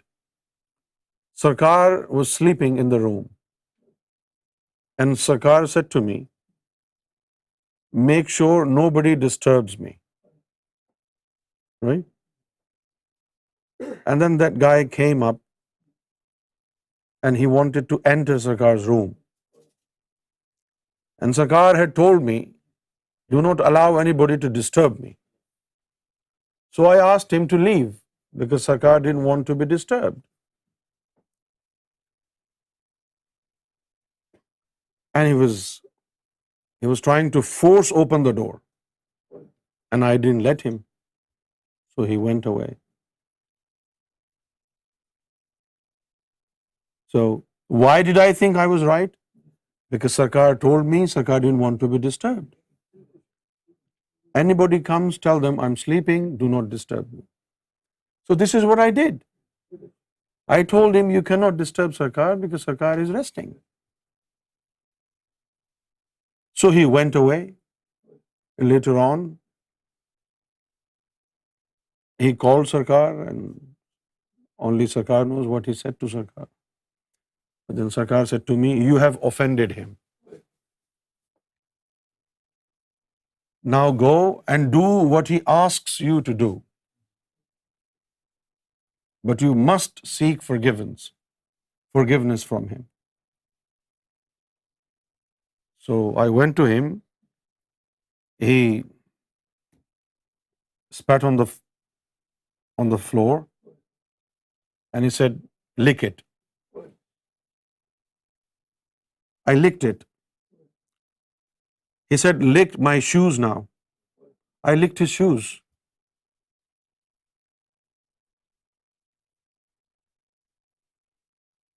Do you understand that? And then one last bit, which I never shared with you, was, in the end, he said, "If you want me to call Sarkar and tell Sarkar that he has done everything that I asked him to do and I forgive him, then come in the corner." I went to the corner, right? Now hold your breath. He took his dick out and he sprayed pee on my entire body. And he was laughing hysterically.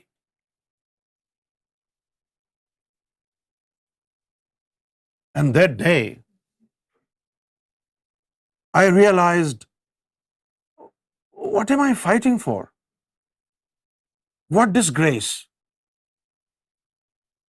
Can anybody offend me? Am I worth anything?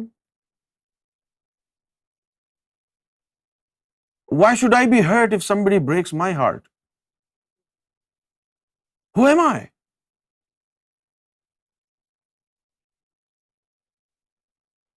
I lost everything. All the value that I had in me, of me. I said, this is end of um, defending my own self. And after that incident, he was always very, um, he would always have a smirk on his face. But what happened after that incident? When I saw anybody better than me, I never felt jealous. I never felt arrogance. And after a couple of weeks, when I realized there is a big change in me, now I don't boast about anything. When you lose all your self-respect, and when you come to a point where you think you are not worth anything, how would you boast about yourself?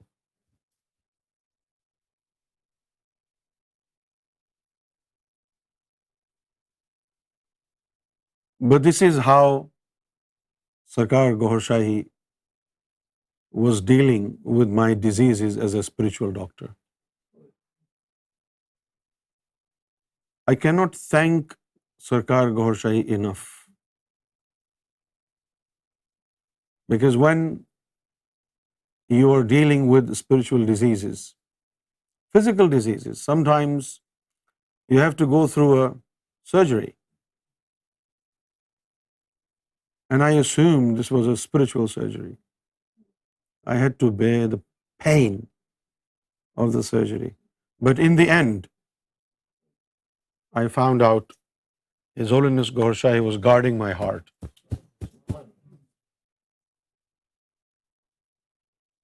And today we see, we're still talking about Sarkar Gohar Shahi. We're still talking about divine love. But the guy who seemingly thrived,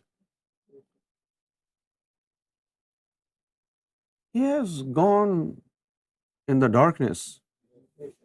He's lost himself. And these spiritual diseases can only be cured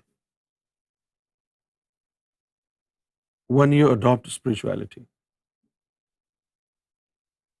Without adopting spirituality, these things will gain more intensity with the passage of time.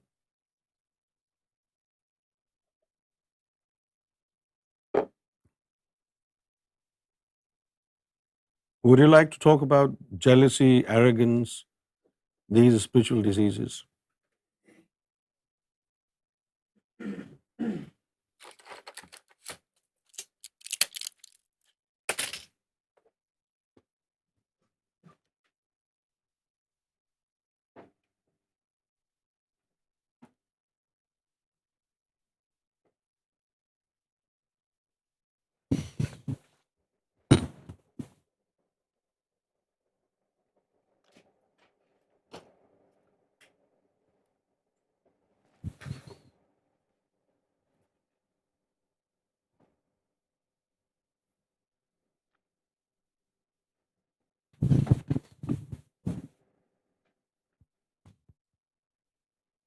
Gosh, Marabah, there was quite a few readings from the Bible today, and the last one from the book of Proverbs was, "A heart at peace gives life to the body, but envy rots the bones." And it's very much that the heart at peace, the heart can only be at peace when it's been enlightened and it's full of divine energy, and it's reciting the name of God, all thanks to a spiritual master who's reawakened that heart. You cannot reawaken the heart by physical worship or reading books. And if the heart is not at peace, then it's a troubled heart. So all the time before it's been enlightened, it's always going to be a troubled heart. You can not tell yourself, don't be jealous, don't be envy, or, as a matter of fact, tell anybody else to do that, because this is not something that you can just switch on and off. It's a disease. And we have to be very sure about that and accept that it is a disease. And as a physical disease, you can identify a physical disease quite easily, what you have. You can't identify these spiritual diseases. And this is what the trap is, and this is how we can get completely engulfed in jealousy, envy, arrogance. And if you don't consider it a disease, then it's just going to spread, and it won't just spread amongst yourselves. If people who actually in your company as well, they will catch this disease as well. It's a very contagious spiritual disease. But once you're aware that it's a disease, rather like if you go to see a doctor with your physical disease and that doctor performs surgery on you, when you've identified that this is a spiritual disease, you must seek a spiritual doctor. And whatever surgery, however puzzling it might be to you, however you might think, what's going on here, that spiritual doctor who has all the experience and all the knowledge how to cure you of these diseases, envy, jealousy, arrogance, and what will work with you, it might not work for others, it will work for you, then the spiritual doctor will perform that surgery on you just to rid you of these diseases. So that was a very much the key to this is that once that heart is enlightened, then the owner of the heart, that was a beautiful line, the owner of the heart enters. And obviously once the owner of the heart is inside, then the devil, the negativity is unwelcomed. And this is the only way that end these spiritual diseases. Sufi masters explained once again when you really think about those layers, and you realize exactly what we're up against, exactly what the whole test of life is. As soon as we're born, these birds are inserted inside the lust, jealousy, envy, stinginess, without our knowing or without any consent from anybody, without any knowledge how to deal with them. You know, you can't find it. You can't find it in any manual anywhere. True. They're just inserted inside your body without you knowing, and you just don't realize it's a disease. You think it's part of your character. Maybe it's nothing. It's something you can't deal with. But That's what you think. You think it's part of your yes, character. yeah. And how easy it is to do that. You know, you'll see, you have a car, you'll see somebody with a bigger car, and if you do see that with you, your heart is enlightened, you have that peaceful heart, you're at peace with yourself, then you will congratulate that person on the car. I mean, we've seen it so many times now. You know, you won't go straight up, how much you buy that car for? How much you pay for that car? Did you pay on finance? You know, all these kind of things that we get asked. You think, no, if your heart was satisfied with you've got even a bigger car, and you're asking me how much I paid for my car, if I paid finance, how much I pay monthly, all this. No, you wouldn't have that if you had a peaceful heart. You would True. say, you got a nice car, I'm very happy for you. True. You know, I've got a bigger car. That's it, you'd be happy. But if you haven't got this peace in your heart, then you'll start to have the grudge and declare that person an enemy. So that was a really... Yes, as spiritual master Sufi Younus AlGohar just explained, that we all need to recognize and understand that when this in the Bible, when it is said that guard your heart, means that guarding doesn't mean that okay, you are pure from the start.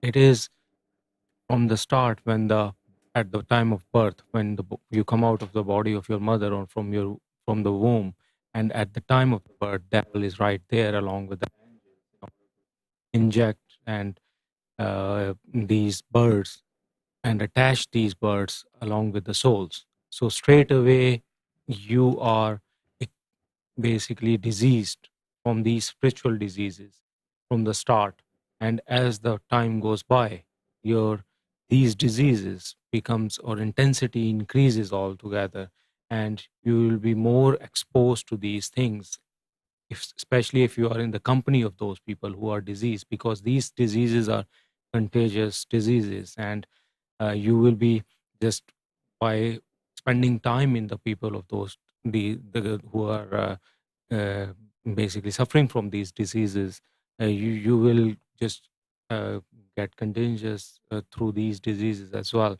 So, but in order to get rid of these diseases, first of all, you need to understand that okay, these are diseases, like physical diseases, spiritual diseases exist, and there is a cure to these diseases as well. And the cure to the disease is, first thing or key or important factor is to find the spiritual master or spiritual healer who is gonna help you. He's gonna awaken your heart and awaken your soul in order to help you to get rid of these diseases. It's gonna start from a process, and this process is the using the name of the God and producing the divine energy, and through the divine energy, the all the layers that are at the heart, which are 180,000 layers of all these diseases, they will burn. And only through the divine energy, once this process is going to start and these layers will burn, the God will come inside, the divine energy will come in your heart, and the how master will be in the house. It's exactly the same thing, and there won't be anyone who will dare to enter in, because the master is inside, and devil will have no other way than to leave, of course, and all whatever things that he was using is going to be wasteful for him going forward. What I found was so amazing were the terms that were being used. And the Sufi master was speaking from the Bible and proving it with the Quran. And then we found that the terms, for example, the guarded heart, and we learned about this in the Western Sufi course as well, the secured heart.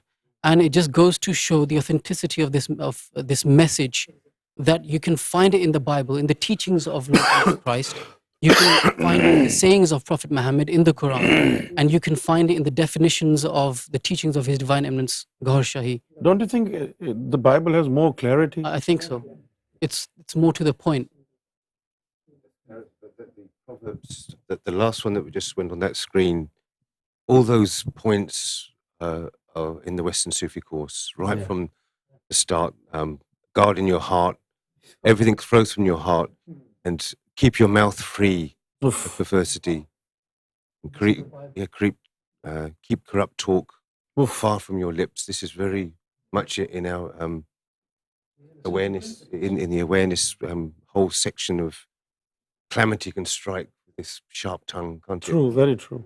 And once you've broken the trust of somebody or hurt somebody's heart, there's no going back. I think you become calamity yourself when you have a sharp tongue. Yeah. What other calamity will strike against you? You become a calamity on two fucking legs. Yeah. And look straight ahead. I mean, this is very much keeping steadfast that we should not deviate and have goals and have purpose. All the Sufi sayings, I mean, it's fix your gaze directly before you and give careful thought on your path of your feet and be steadfast in all your ways. And it's very much, and praying for these and asking for these is not going to be enough. It's a very rocky road, isn't it? It is. And you need spiritual guidance, you need divine energy and divine light. And the negative energy is going to keep loading this onto you, isn't it? And as long as you have those layers, then you're stuck. I like this word perversity. I don't think that's King James. Keep your mouth free of perversity. We are literally sometimes pervert, aren't we? You know why this word perversity used? When you do not feel the impulse of doing something wrong and you start sinning for pleasure, that's perversity. That's perversity. When you do not feel the impulse of doing something wrong, but you start sinning, doing wrong things for adventure, for pleasure, this is pure evil. I mean, if somebody is doing something wrong and that man is spiritually diseased, it is understandable. It makes sense. He is doing something wrong because he has an inner drive which is making him do things wrong. But one who doesn't have the impulse and yet he wants to do things for adventure, that's purely being a pervert, and that is the act of perversity. Do you get me? Oh, yes. Go ahead. And the other point that really struck me was about belief from John chapter 14:1, about belief. Now, and such a beautiful example was given that we talk about believing in God, believing in Lord Jesus Christ and Prophet Muhammad, believing in Christianity or Islam, and people of all religions. You know, if you go to a Muslim and you say that, do you believe in God? They'll say, yeah, I believe in God. God is in my heart. When we take this mission towards Christians, they say, you don't need to come and tell me this mission. Jesus is already in my heart. But the thing is, and the example was given, you ask somebody to drink water, what would their reply be? Simply, yeah, I have drunk the water. And they haven't even drunk the water yet. In the same way, when God says, when Lord Jesus Christ said, believe in God, what does it mean? It doesn't mean to just affirm, yeah, I believe in God. Belief, it requires an action. In the same way that when you say drink water, eat your food, it requires an action. You don't just say, yeah, I've eaten, yeah, I've drunk water. In the same way, when you are saying believe in God, it requires an action.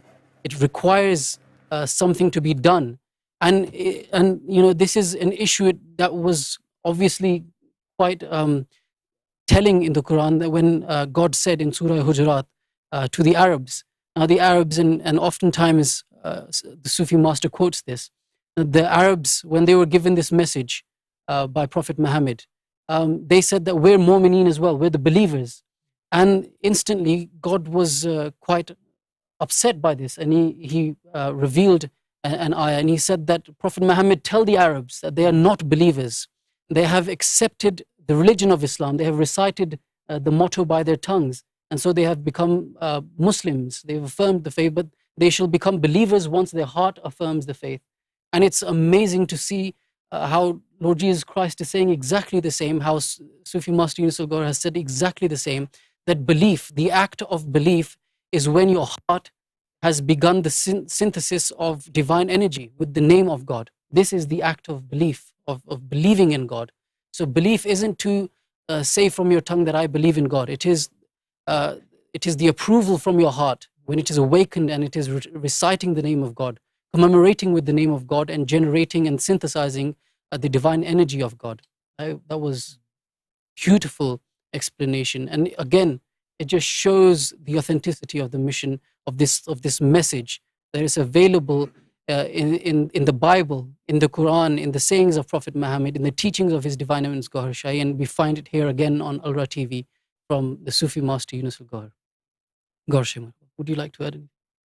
That last one was going to add that exactly this, and they actually use the word accept as well. Do you accept Jesus as your Savior, and accepting God in your life? And this is not about accepting; it's about belief, isn't it? The accepting is not enough for your faith, and it's not enough for you to get to your destination, or to have that divine reflection from Jesus that people want. You have to have Jesus in your heart, not just to say it by word that you believe.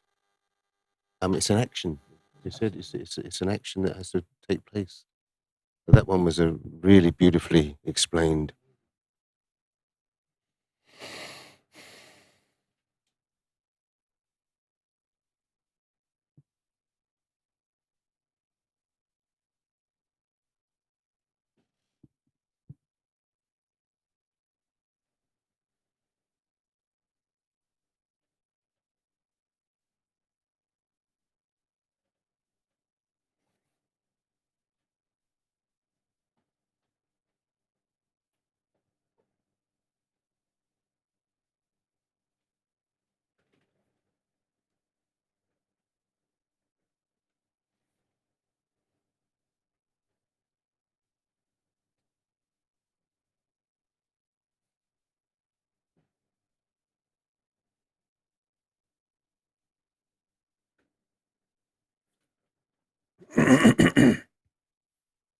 There is yet another verse in the Bible. Draw nigh to God. Nigh means near. Draw nigh to God. खुदा के करीब आओ. अल्लाह के करीब आओ. Draw nigh to God, and He will draw nigh to you. Wow. Draw nigh to God, and He will draw nigh to you. Cleanse your hands, ye sinners. Cleanse your hands, you sinners, and purify your hearts, you double-minded people. This is Bible. Why did God say double-minded people? Sarkar once explained this. Sarkar said the people who are double-minded are like, with one hand, they're asking God, God give me your love, and the other hand is on the back, wanting money and dunya and the comforts of life. Decide, what do you want? You want pleasure, luxury, and comfort of this world?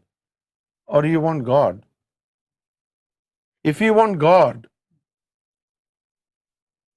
the only time God will take you seriously that you want God, when you start the process of purifying your heart.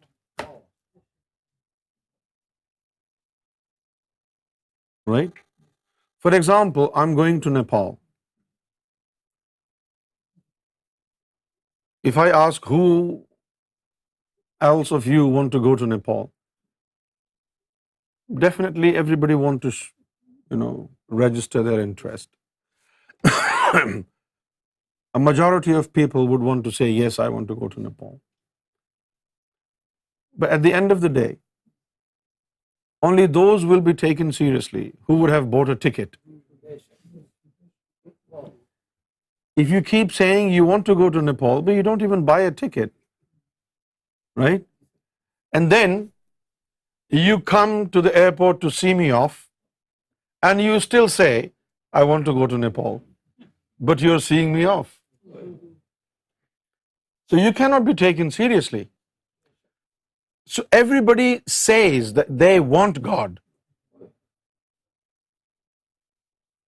But do you think God will take it serious? Your claim? Your claim that you want God will be taken seriously by God only when you set off on a journey of internal purification. The moment you seek to purify your heart and cleanse your lower self, that is the moment when God will take you seriously. And He will help you. So the Bible says, draw near to God. Now the question is, how do we draw near to God? By going to the church? Or by saying the prayers? Because we don't feel near to God even when we're in the church. We do not feel near to God when we're in the mosque. Even during the service, during the prayers, we do not feel near to God. What is it that will make us feel near to God? How will we draw ourselves near to God? Is there any physical distance between us and God? The moment we talk about nearness of God, a question rises in the head. Oh, are we talking about some kind of physical distance between us and God? Is there any physical distance? If it's not about the physical distance, then what exactly nearness means? Nearness is all to do with the distance. When the distance is long, you're far. When the distance is short, you're near. Obviously, it's not about the physical distance. It's about the spiritual distance. And spiritual distance is the state of being naive. Spiritual distance is the state of being naive, alien to God, unfamiliar with God. How do we familiarize ourselves with God? In order to familiarize ourselves with God, the first step towards it is to bring God's light in the heart by virtue of opening of the heart, by virtue of implanting God's name and the sacred activity of remembrance of God, ceremonial commemoration of God. When God's name is synchronized in a certain way, and God's name is striking against each other, and that activity of God's name mingling into each other, that the very delicate collision between God's name will generate divine light. The divine light, when it is produced in the heart, it will then run through our bloodstream. The first step has been taken. First step has been taken. And that first step is that we are drawing near to God's light. And when there is enough light of God, now with the help and mediumship of God's light, the veils will be lifted, the spiritual distance will be covered, and one day God's presence will be felt in the heart. But in order to do this, cleanse your hands. What does it mean? Are you eating food? How do you cleanse your hands? And why do you need to cleanse your hands? It's not about physically cleansing the hands. It's about your deeds. It's about your actions.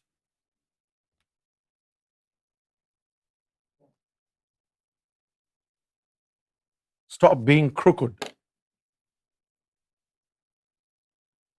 Stop walking on the corrupted ways. Do no evil. See no evil. Hear no evil. This is how you will cleanse your hands. See no evil, do no evil, hear no evil. And then God says, you sinners, and purify your hearts, you double-minded. Purify your hearts, you double-minded people. This is in Bible. So how will we purify our heart? By becoming single-minded people. Double-minded people means we have employed our interest in two places. The world and its contents, luxuries and comforts, and also we have an interest towards God. So we have two different jobs at the same time. This is called impurity in the eyes of God. And purity will be when we are exclusively devoted to one path, the path of God's love. When the connection of the heart with the devil is cut off, when the heart wants to walk only in one direction, the direction that will lead the heart to God.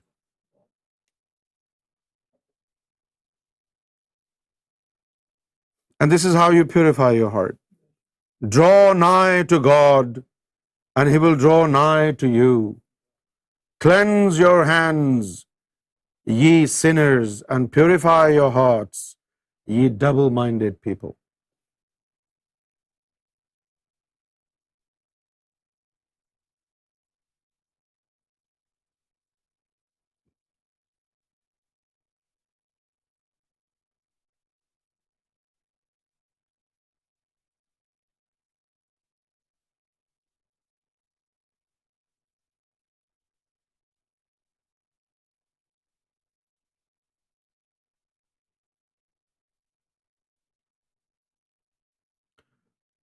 A pure heart is undivided and unalloyed with impurities. Much as gold is before, it is refined in the refiner's fire. The purpose of the refining process is to produce 24-karat gold, containing no impurities that would lessen its value. Being quick to speak, slow to hear, and quick to be angry. This is a sign of impurity. Being quick to speak. You know, sometimes you must have seen people. You are in a conversation, they don't, hear you out, and they start speaking. So basically, they're not looking for answers. They're just bombarding on you. Because if you're looking for an answer, hear me out first. You must have met some people like this. They have their issues, they have their complaints, they want to discuss it with you. But when you actually discuss it with them, and you're answering their first question, they don't hear you out. they bombard with another question. Like they are not interested in what you're saying to them. Their only purpose is to trouble you. And this is a sign of a troubled heart. So such people are quick to speak. So being a Sufi, you do the opposite. You should delay to speak.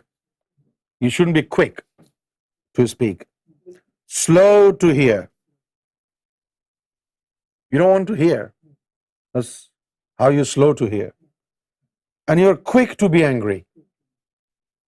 Faith without works.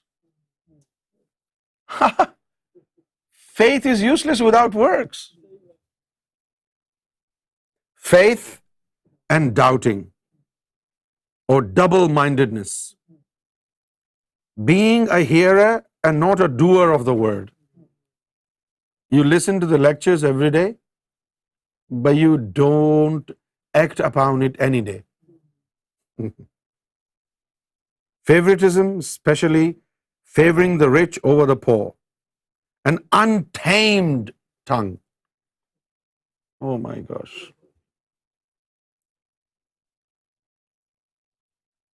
Untamed tongue. And you know, sometimes I'm just gobsmacked how the crooked people have an answer to every of their wrongdoing. For example, you know what they say these days? Those who are outspoken, those who are angry, they don't hold anything back. They say everything. They are not hypocrite. Right? But then, after you have had an outburst of emotions and anger, like you say, you have said anything, you don't hold back, but the next day you do the same thing. So that is not true. An untamed tongue, bitter jealousy and selfish ambition. Bitter jealousy. And what is selfish ambition?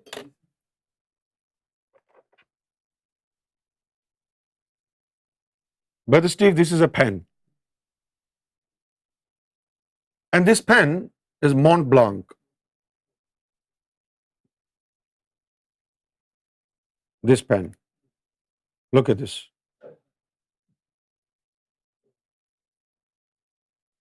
It's worth $3,000. It was a gift.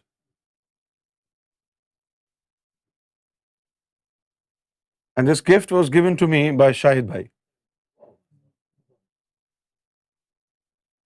Right? Now, you know, this pen is worth $3,000.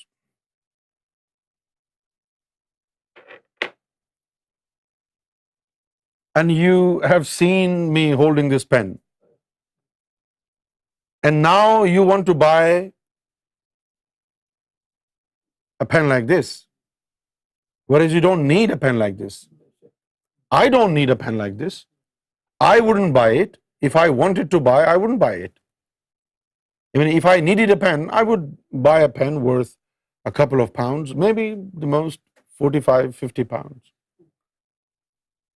I wouldn't buy such an expensive pen. But just because I have it, you want to have it, this is selfish ambition. Selfish ambition.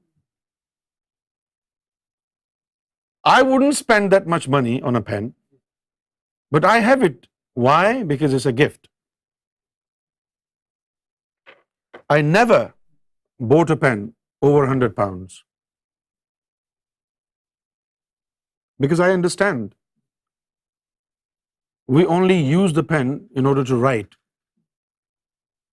And the best pen is one that writes freely. Nahin? This is selfish ambition. What is ambition? You want to possess something that you don't need. You want to possess something.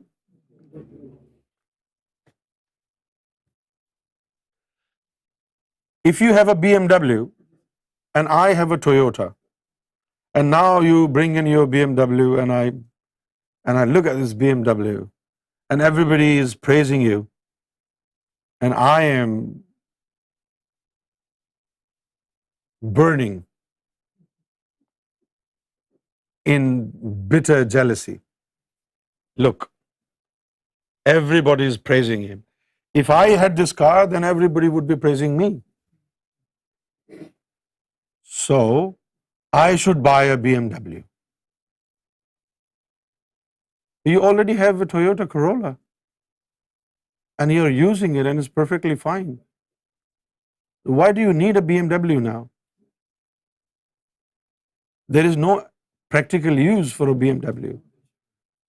You only want to buy a BMW out of selfish ambition so that people may praise you and you may take pride in being in honor of a luxurious car.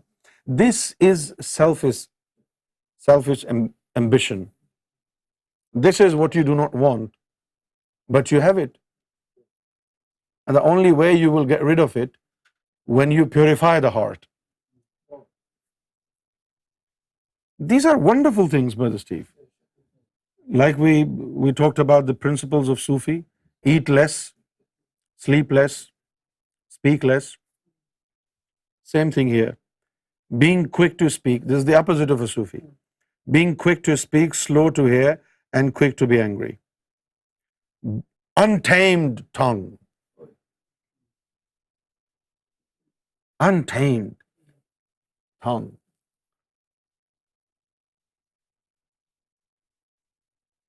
Be more heedful of your internal progress. Spend more time in contemplation. If you're free and you're sitting in your sofa or couch, close your eyes, visualize Sarkar's face, visualize Jesus' face. And this is how you will empower your heart, empower your eyes. And when there is more divine energy in your heart will then want to control your tongue. Everything will be controlled by the heart, even the tongue. When the devil is adorned in the heart, the devil will use every single part of your body lavishly, make most use of it. But when the heart has been under the control of divine energy and God, then don't forget, God will guide your heart. Then your heart will take control of your tongue, your eyes, your feet, your hand, and you will be saved. There is no other way of taming the tongue for except enlightening the heart.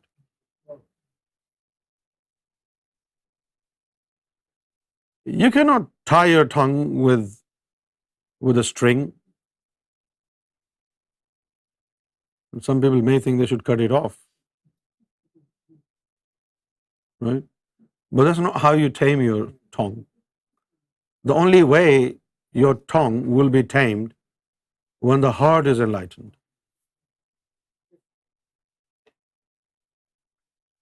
How is the progress? Do you think your tongue is getting a bit tamed since you joined this mission? It's getting tamed? Wajid bhai? It is? You wouldn't speak much otherwise. آپ تو پہلے بھی کہاں بولتے ہیں. Brother Steve, You feel any taming? ہاں بھائی ندیم، کوئی ٹیمنگ شیمنگ ہوئی ہے؟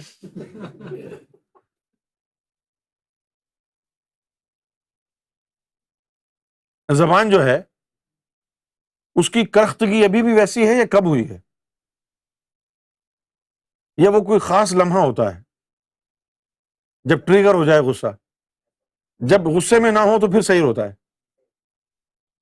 پھر تمیز سے بات کرتے ہیں لوگ بھی آپ سے اور آپ بھی لوگوں سے۔ اچھا کوئی ایسا ہے جو بدتمیزی سے بھی بات کرتا ہو آپ سے؟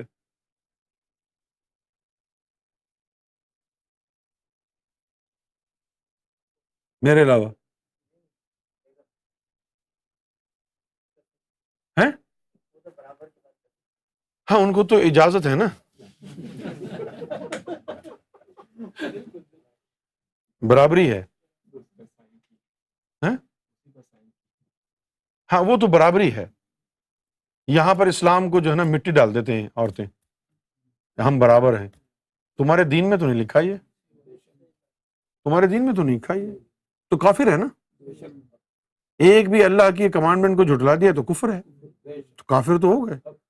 میں نہیں مانتی کہ مرد بہتر ہے ہم سے، مت مانو، اللہ نے کہا ہے، مرضی تمہاری، کس نے کہا ہے مانو نہ مانو، لیکن یہ بات اللہ نے کہی ہے قرآن میں، لیکن ان کو سمجھایا نہیں جا سکتا۔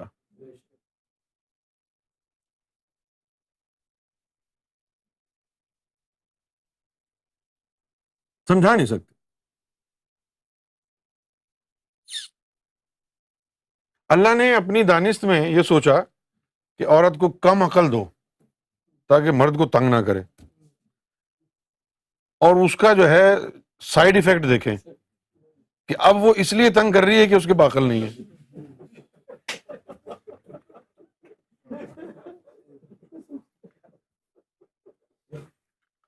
کیونکہ اب اس کو عام چیزیں بھی سمجھ میں نہیں آ رہی کہ یہ بھوتنی کا رات کو 10 بجے جا کے بیٹھ کے جو باتیں کر رہا ہے وہ دین کی خدمت ہے، اس کو سمجھ میں نہیں آ رہی یہ بات۔ یہ جو بات ہے نا برابری کی کہ میں برابر ہوں تمہارے، یہ وہ نہیں کہتی، یہ اس کے اندر جو بیٹھا ہوا شیطان ہے نا وہ کہتا ہے۔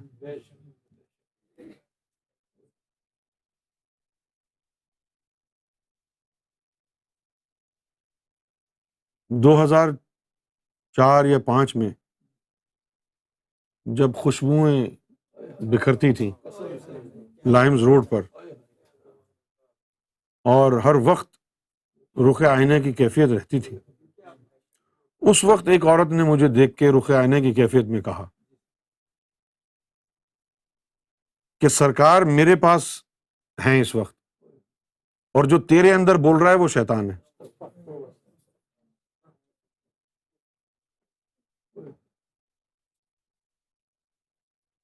سرکار تو میرے پاس ہیں، مجھ سے باتیں کرتے ہیں، تو تیرے اندر جو بول رہا ہے نا وہ شیطان ہے۔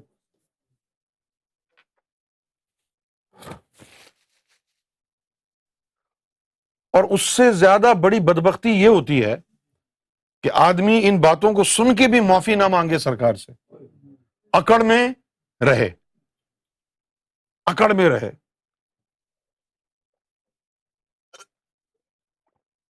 یہی سزا ہے۔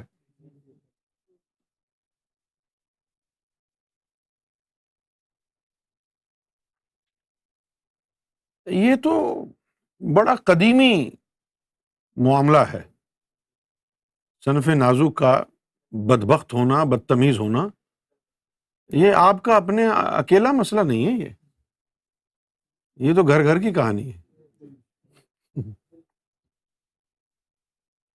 کیوں؟ کچھ لوگ ایسے بھی ہوتے ہیں کہ جو کسی کے قابو میں نہیں آتے، کسی کے قابو میں نہیں آتے۔ اب دیکھو جیسے ہم انوار کے بارے میں سوچتے تھے، شروع سے سرکار سے ڈسکشن بھی ہوتا تھا، یہ بندہ کسی کے ہاتھ میں نہیں آتا تھا، کسی کے قابو میں نہیں آتا تھا۔ یہ سکندر اعظم بنا ہوا تھا. اللہ نے بھی ہینڈز اپ کر دیے تھے کہ بھئی یہ میرے کنٹرول میں نہیں آئے گا، اور پھر آیا تو ایک عورت کے ہاتھ میں، اس نے کنٹرول کر لیا. سوال یہ پیدا ہوتا ہے کہ کیا عورت کو اللہ نے اپنا برابر کا درجہ دے دیا ہے؟ کتنی طاقت ہے اس میں یار. نہیں، اقرار تو کر لو، ہے نا؟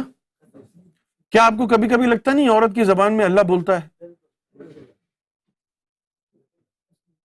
کبھی کبھی ایسا لگتا ہے نا کہ اس کی زبان میں اللہ بول رہا ہے. کم سے کم جس طرح کی باتیں وہ کرتی ہے اس سے یہی لگتا ہے ارے یار ہم تو جھک مرا رہے تھے کعبے میں، خدا تو ہمارے گھر میں بیٹھا ہوا ہے، کپڑے دھو رہا ہے.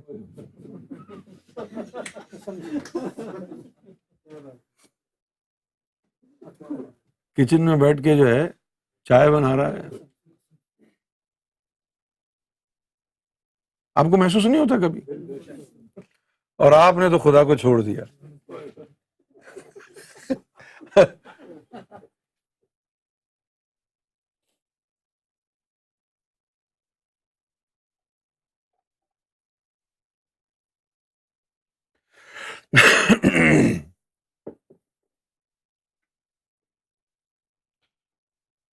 بہت مہربانی آپ لوگوں کی، آپ لوگوں نے اپنی باتیں شیئر کی.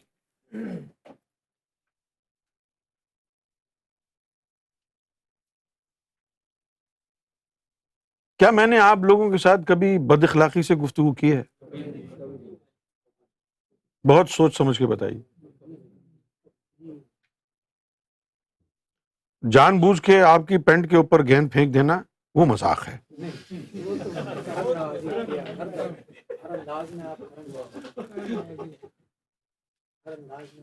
وٹوں کی سیدھ میں مت دوڑو وہ دل لگی ہے.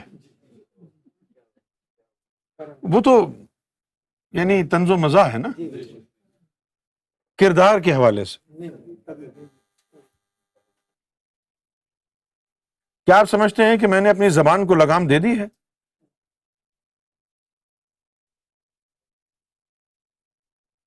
اب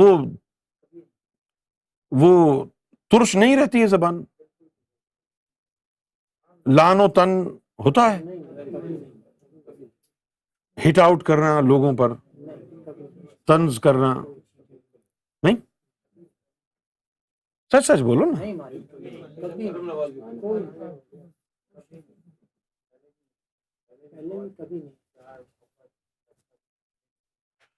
اچھا، ایک بڑی مسٹری ہے.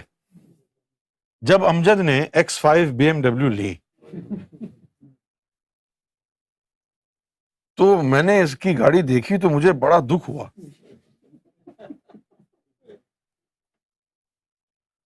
اور جب مجھے دکھ ہوا تو مجھے اس بات پر دکھ ہوا کہ مجھے کیوں دکھ ہوا ہے.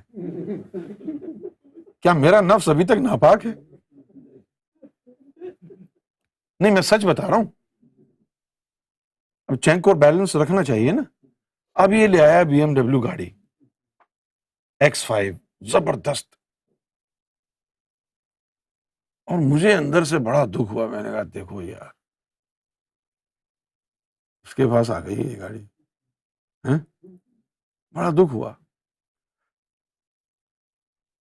2-4 دن کے بعد جو ہے نفس میں نے دیکھا کہ وہ دکھی ہوا تھا.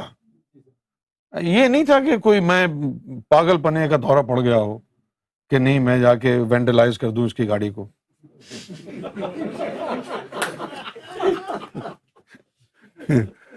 صرف دکھ ہوا تھا کہ دیکھو یار یہ اتنی اعلیٰ گاڑی لے کے آ گیا ہے. سچ بتا رہا ہوں، میں خوشی نہیں ہوئی تھی، دکھ ہوا تھا. اب میں اس پر غور کرتا رہا کہ یہ دکھ اپنے بہن بھائیوں کے ساتھ بھی آیا ہے یا اکیلا آیا ہے؟ کیا بغض اور حسد بھی ساتھ ہیں اس کے یا نہیں؟ تو دکھ تھا، حسد نہیں تھا. اس کے بعد کیا ہوا کہ کچھ عرصے کے بعد جو ہے اس نے گاڑی وہ بیچ دی. تو یہ خبر سننے کے بعد پھر دکھ ہوا. سرکار گواہ ہے، میں صحیح باتیں بتا رہا ہوں آپ کو. اب میں سوچنے لگ گیا کہ یار میں کون ہوں؟ بیچارہ گاڑی خرید کے لائے تو مجھے دکھ ہوتا ہے، وہ بیچ دے تو دکھ ہوتا ہے. واقعی میں صحیح بتا رہا ہوں. اچھا اب یہ دکھ کیوں ہوا؟ اب یہ خیال آیا کہ یار اتنی اچھی گاڑی تھی، اس نے کیوں بیچ دی؟ اب میری سمجھ میں نہیں آتا ہے کہ میرا فطرت جو ہے وہ عورتوں کی طرح کیوں ہو گئی. یعنی کوئی نئی گاڑی خرید کے لائے تو دکھ ہو جائے مجھے، کوئی بیچ دے تو بھی دکھ ہو رہا ہے. تو یہ ایک عجیب بات ہے. لیکن اب جب اس نے بیچ دی اور تب دکھ ہوا تو مجھے یہ لگا کہ شاید نفس میں اتنی زیادہ خرابی نہیں تھی. تو جو غلطی ہوئی، جو حسد محسوس ہوا، وہ تھوڑے عرصے میں ختم ہو گیا. اور اب اس کی جگہ جو ہے وہ ایک نیا یہ جذبہ آ گیا کہ یار رکھنی چاہیے تھی گاڑی. تو یہ ہمارا نفس جو ہے یہ بہانے ڈھونڈتا ہے، ادھر ادھر کا میل اس کو، گرد اس کو لگتی رہتی ہے. ایسا نہیں ہے کہ جو جس کا نفس پاک ہو گیا ہے تو اب وہ جو ہے سو جائے چوڑا ہو کے. اس کو جو ہے بڑی ہی احتیاط کرنی پڑتی ہے اس نفس کو اس کی حالت پر قائم رکھنے کے لیے. چیک اینڈ بیلنس رکھنا پڑتا ہے، دیکھنا پڑتا ہے کہ اس کی حالت میں تغیر تو واقع نہیں ہو گیا، چینج تو نہیں ہو گیا ہے.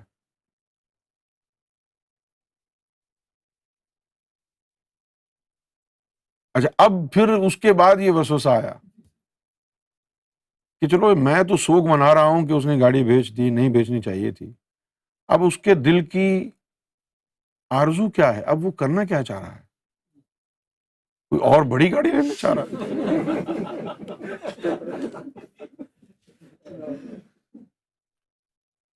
یہ پریکٹیکل اسپرچویلٹی بیان کر رہا ہوں میں آپ سے، نہیں؟ تو پھر ایک دن کیا ہوا، میں نے کہا کہ یار وہ میری جو 7 سیریز ہے اب میں اس سے اکتا گیا ہوں. تو اب میں جو ہے وہ مرسیڈیز کی کوئی گاڑی لوں گا. تو میں نے دیکھا کہ چاچو کے گالوں پر سرخی آ گئی. میں بڑا خوش ہوا. دیکھو میں نے کہا کہ دیکھو ایک میں کمینہ آدمی ہوں، جب چاچو نے نئی گاڑی لی تو مجھے دکھ ہوا، اور میں نئی گاڑی لینے کا کہہ رہا ہوں تو چاچو جو ہے اس خوشی سے خوش ہو گیا ہے. یار کتنا مومن آدمی ہے.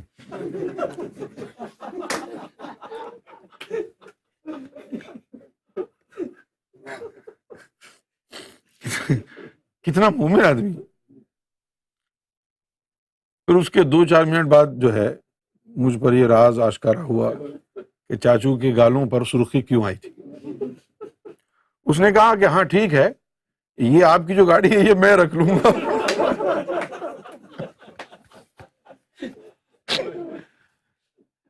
کہتا ہے کہ جی آپ نے 5 سال میں صرف 4000 میل تو چلائی ہے، ابھی تو اس کی پلاسٹک بھی نہیں اتری، تو اس کو ایسے دے دینا اچھا نہیں ہے، تو ایسے ہی دے دینے سے بہتر ہے کہ میں رکھ لوں. اب پھر دکھ ہوا.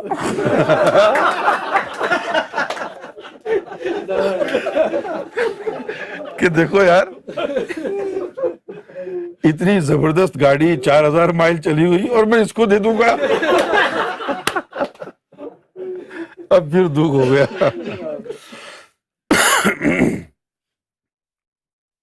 پھر میں نے کوشش کی کہ یار اگر گاڑی دینی ہی ہے تو میں اس کو کیوں دوں، یہ کیوں چلائے، میں عاطف کو دے دیں گے، ناصر کو دے دیں گے. اب جب میں نے یہ سوچا کہ یار عاطف یا ناصر کو دے دیں گے تو پھر مجھے خیال آیا کہ اس کا مطلب ہے کہ حسد ہے تمہارے دل میں. تو یہ چھوٹی چھوٹی جو واقعات ہوتے ہیں ان کے بیچ میں شیطان ہمارے جذبات سے، ہمارے نفوس سے، ہمارے دلوں سے کھیلتا ہے. ہمیں چیک اینڈ بیلنس رکھنا پڑے گا، ہر ایک کو. مجھے بھی رکھنا پڑے گا اور آپ کو بھی رکھنا پڑے گا، کیونکہ آفاق کی منزل سے گیا کون سلامت، اسباب لوٹا راہ میں یا ہر سفری کا. کسی بھی وقت ہم شیطان کے فریب میں آ سکتے ہیں. ظاہر ہے کہ وہ ہمیں گمراہ تو نہیں کر سکتا، گمراہ تو نہیں کر سکتا، لیکن کبھی کبھی جب حقیقت ہم پر اس قدر شدت کے ساتھ آشکارا ہو جائے کہ ہم گمراہ نہیں ہو سکتے، ہمارے اوپر سرکار گوھر شاہی کا ہاتھ ہے، تو پھر ہم اوور کانفیڈنٹ بھی ہو جاتے ہیں. اور جب ہم اوور کانفیڈنٹ ہو جاتے ہیں، اس میں کوئی شک نہیں کہ سرکار کا ہم پر ہاتھ ہے، اور سرکار کی کرم نوازی سے ہم کبھی بھی گمراہ نہیں ہوں گے انشاء ریاض، ایسا کبھی نہیں ہوگا، اس میں کوئی شک نہیں ہے. لیکن اس کے ساتھ ساتھ ہمیں اپنے نفس پر کڑی نظر بھی رکھنی پڑے گی، اس کو ڈھیلا نہیں چھوڑ سکتے. کسی بھی وقت کوئی نہ کوئی جو ہے وہ گل کھلا دے گا.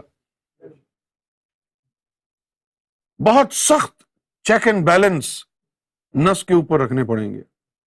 اب دیکھو کہاں سے مارا اس نے مجھے، بھائی دوست ہے نا میرا، تو اگر اس کے پاس گاڑی چلی جائے گی تو کیا ہو جائے گا، مجھے تو خوشی ہونی چاہیے تھی.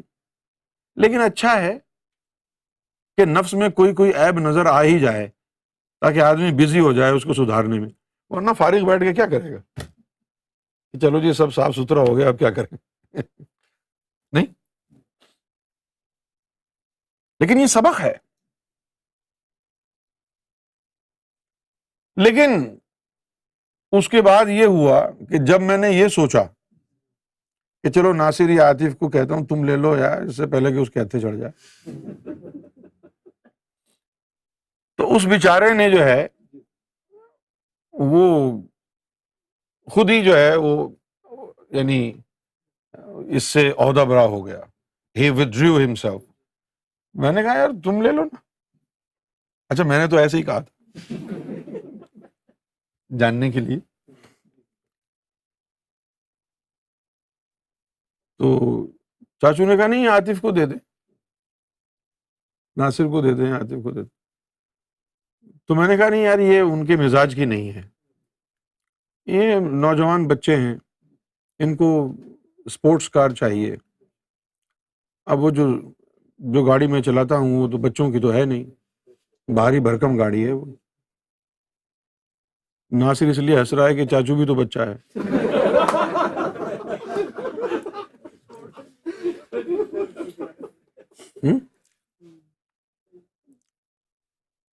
لیکن ابھی تک جو میرے لیے معمہ بنی ہوئی یہ بات وہ یہ ہے کہ چاچو پیچھے کیوں ہٹا اس سے.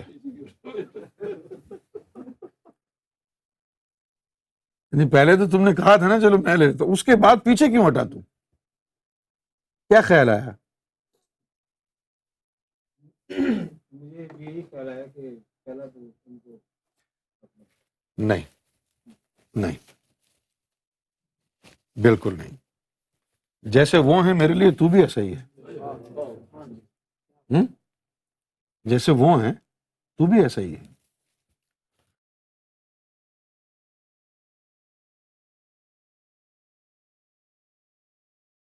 ہمارے رشتے سرکار گوھر شاہی سے جڑے ہیں، اور جو سرکار گوھر شاہی کے رشتے سے جڑا ہے وہ سب برابر ہے. اس میں بیٹا اس سے زیادہ قریب کیسے ہو سکتا ہے؟ اگر بیٹے کو زیادہ اہمیت دے دی تو معلوم یہ ہوا کہ ہم نے سرکار گوھر شاہی کی نسبت کو اہمیت نہیں دی، ہم نے خون کے رشتے کو اہمیت دی ہے. کیا کہتے ہیں؟ اور پھر یہ جو گاڑی کھڑی ہیں یہ میری کہاں ہے؟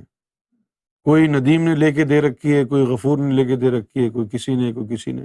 یہ ہیں اصل ہیرو. تو ان لوگوں کی جو ہے مہربانیاں ہیں، سرکار ان کو اور نوازیں، ان کے دلوں میں اور اپنا قرب اور محبت ڈالیں. ظاہر شاہ نے ہر 3 سال کے بعد گاڑی خرید کے دی، ہر 3 سال کے بعد. تو سرکار اس کو نوازیں، اس کو اپنی محبت عطا فرمائے. تو فقیر کے پاس تو لوگ تحفے لے کے آتے ہیں، لے جاتے ہیں. تو یہ جو کچھ بھی ہے یہ تو سب آپ لوگوں کی مہربانی سے ہے، میرا اپنا تو کچھ نہیں ہے.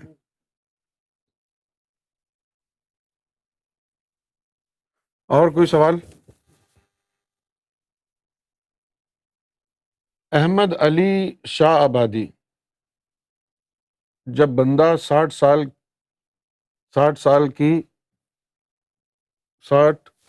سال کی تک دنیا داری میں ہو اور پھر وہ دین کی طرف متوجہ ہو جائے،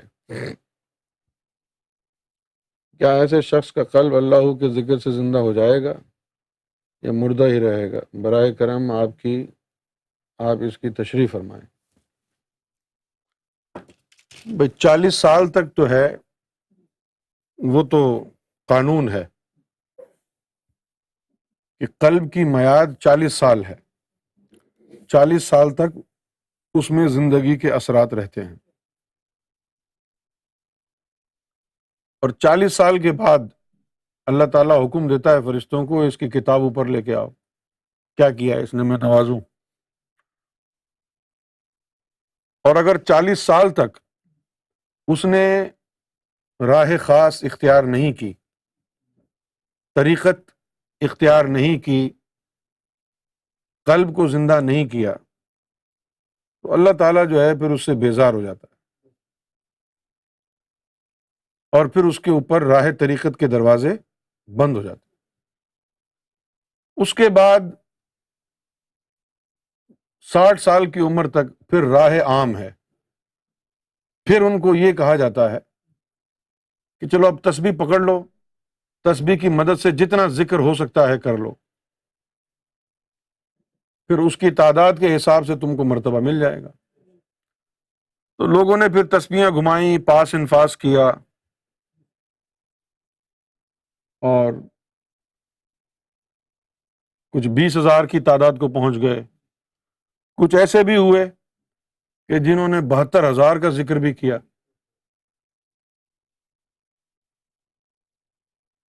اور وہ ولایت میں بھی چلے گئے بغیر راہ خاص کے. لیکن اکا دکا ہی ایسا ہوا. تو 40 سال تک تو قلب از خود زندہ رہتا ہے، 40 سال کے بعد اس کی زندگی ختم ہو جاتی ہے. لیکن اس کا ایک اور بھی طریقہ ہے.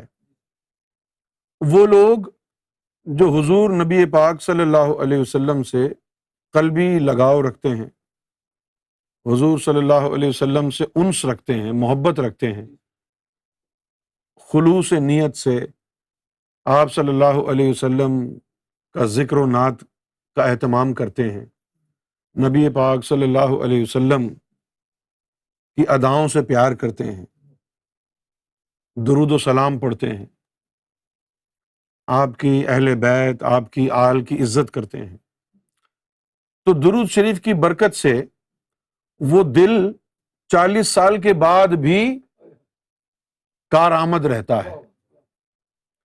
تو درود شریف جو ہے وہ دل کے لیے ریفریجریٹر کا کام کرتا ہے. تو جو لوگ نبی پاک صلی اللہ علیہ وسلم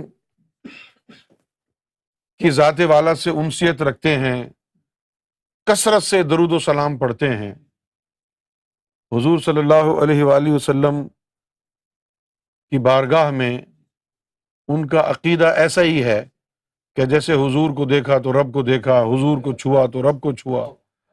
ان کا سارا دین حضور کی ذات کے ہی ارد گرد گھومتا ہے. تو ایسے لوگوں کا قلب جو ہے 40 سال کے بعد بھی اس میں زندگی کی رمق باقی رہتی ہے، اور 40 سال کی عمر کے بعد بھی اگر کوئی کامل ان کو ٹکرا جائے تو وہ آرام سے ان کا قلب 40 سال کے بعد بھی جاری ہو جاتا ہے. یہ تو عام ایک قانون ہے. لیکن اب سیدنا امام مہدی سرکار گوھر شاہی کا جو دیکھا ہے ہم نے دستور مبارک وہ یہ ہے کہ کہ 80 سال کے بوڑھے بھی آئے اور سرکار نے ان کا ذکر جو ہے، کوئی ایک مثال تو ہے نہیں، ہزاروں مثالیں موجود، ان کو جو ہے ذاکر قلب 80 سال کے بوڑھے، ان کو بھی جو ہے اس دولت سے نوازا۔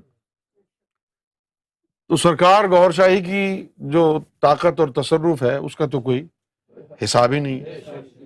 لہٰذا اگر کوئی ذکر قلب کا متمنی ہے تو یہ چھوڑ دے کہ عمر کیا ہے، بس سرکار گوھر شاہی کی بارگاہ سے امید لگا لے، آ جائے ذکر لے لے، چل جائے گا۔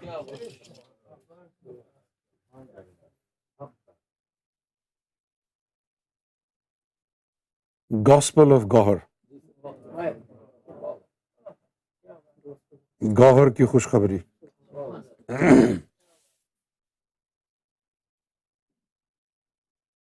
فرحین حسن کراچی، سلام، نیپال نہیں جا سکتی لیکن حقیقت اور معرفت کی تعلیم اور فیض حاصل کرنا چاہتی ہوں، مجھے بھی شامل کر لیں، شکریہ۔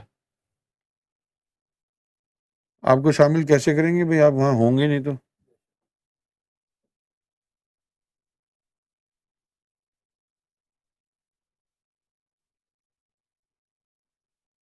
جب ہم جائیں گے وہاں تو پھر محفل میں اپنا نام روزانہ لکھنا، اس سے شامل ہو جائیں گے۔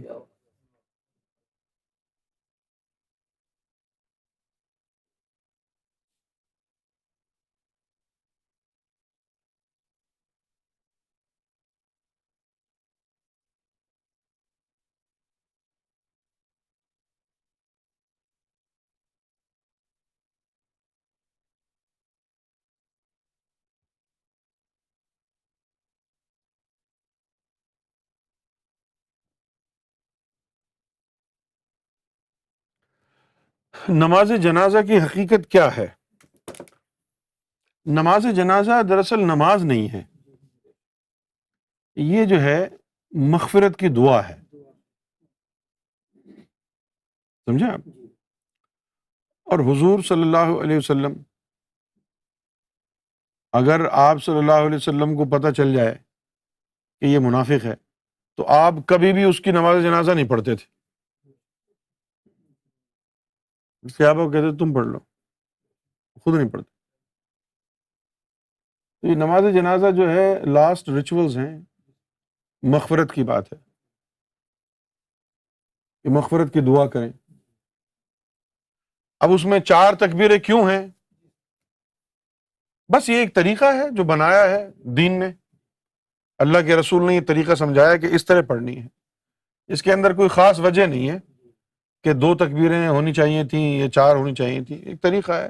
اصل چیز اس کی کیا ہے کہ مغفرت کی دعا ہے، نماز وغیرہ نہیں ہے۔ نماز ہوتی تو سجدہ ہوتا اس میں، تو مغفرت کی دعا کر رہے ہیں اللہ کی بارگاہ میں۔ تو جب کوئی مر جائے تو اس کی مغفرت کی دعا کا یہ اسپیشل طریقہ ہے، کیا خیال ہے؟ نماز نہیں ہے۔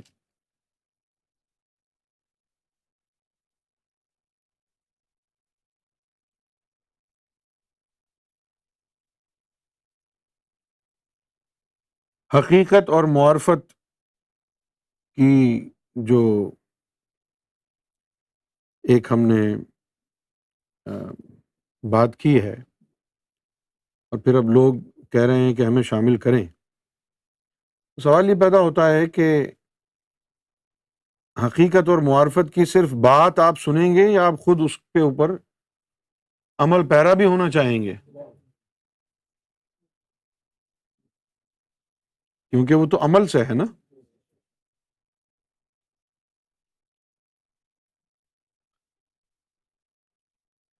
ہمارے دیکھنے کا پیراہا یہ نہیں ہے، وہ یہ ہے کہ یہ حقیقت کی تعلیم دیں گے، جو مستحق ہوگا وہ خود ہی لگ جائے گا، اور جو دور ہٹ گیا وہ مستحق تھا نہیں۔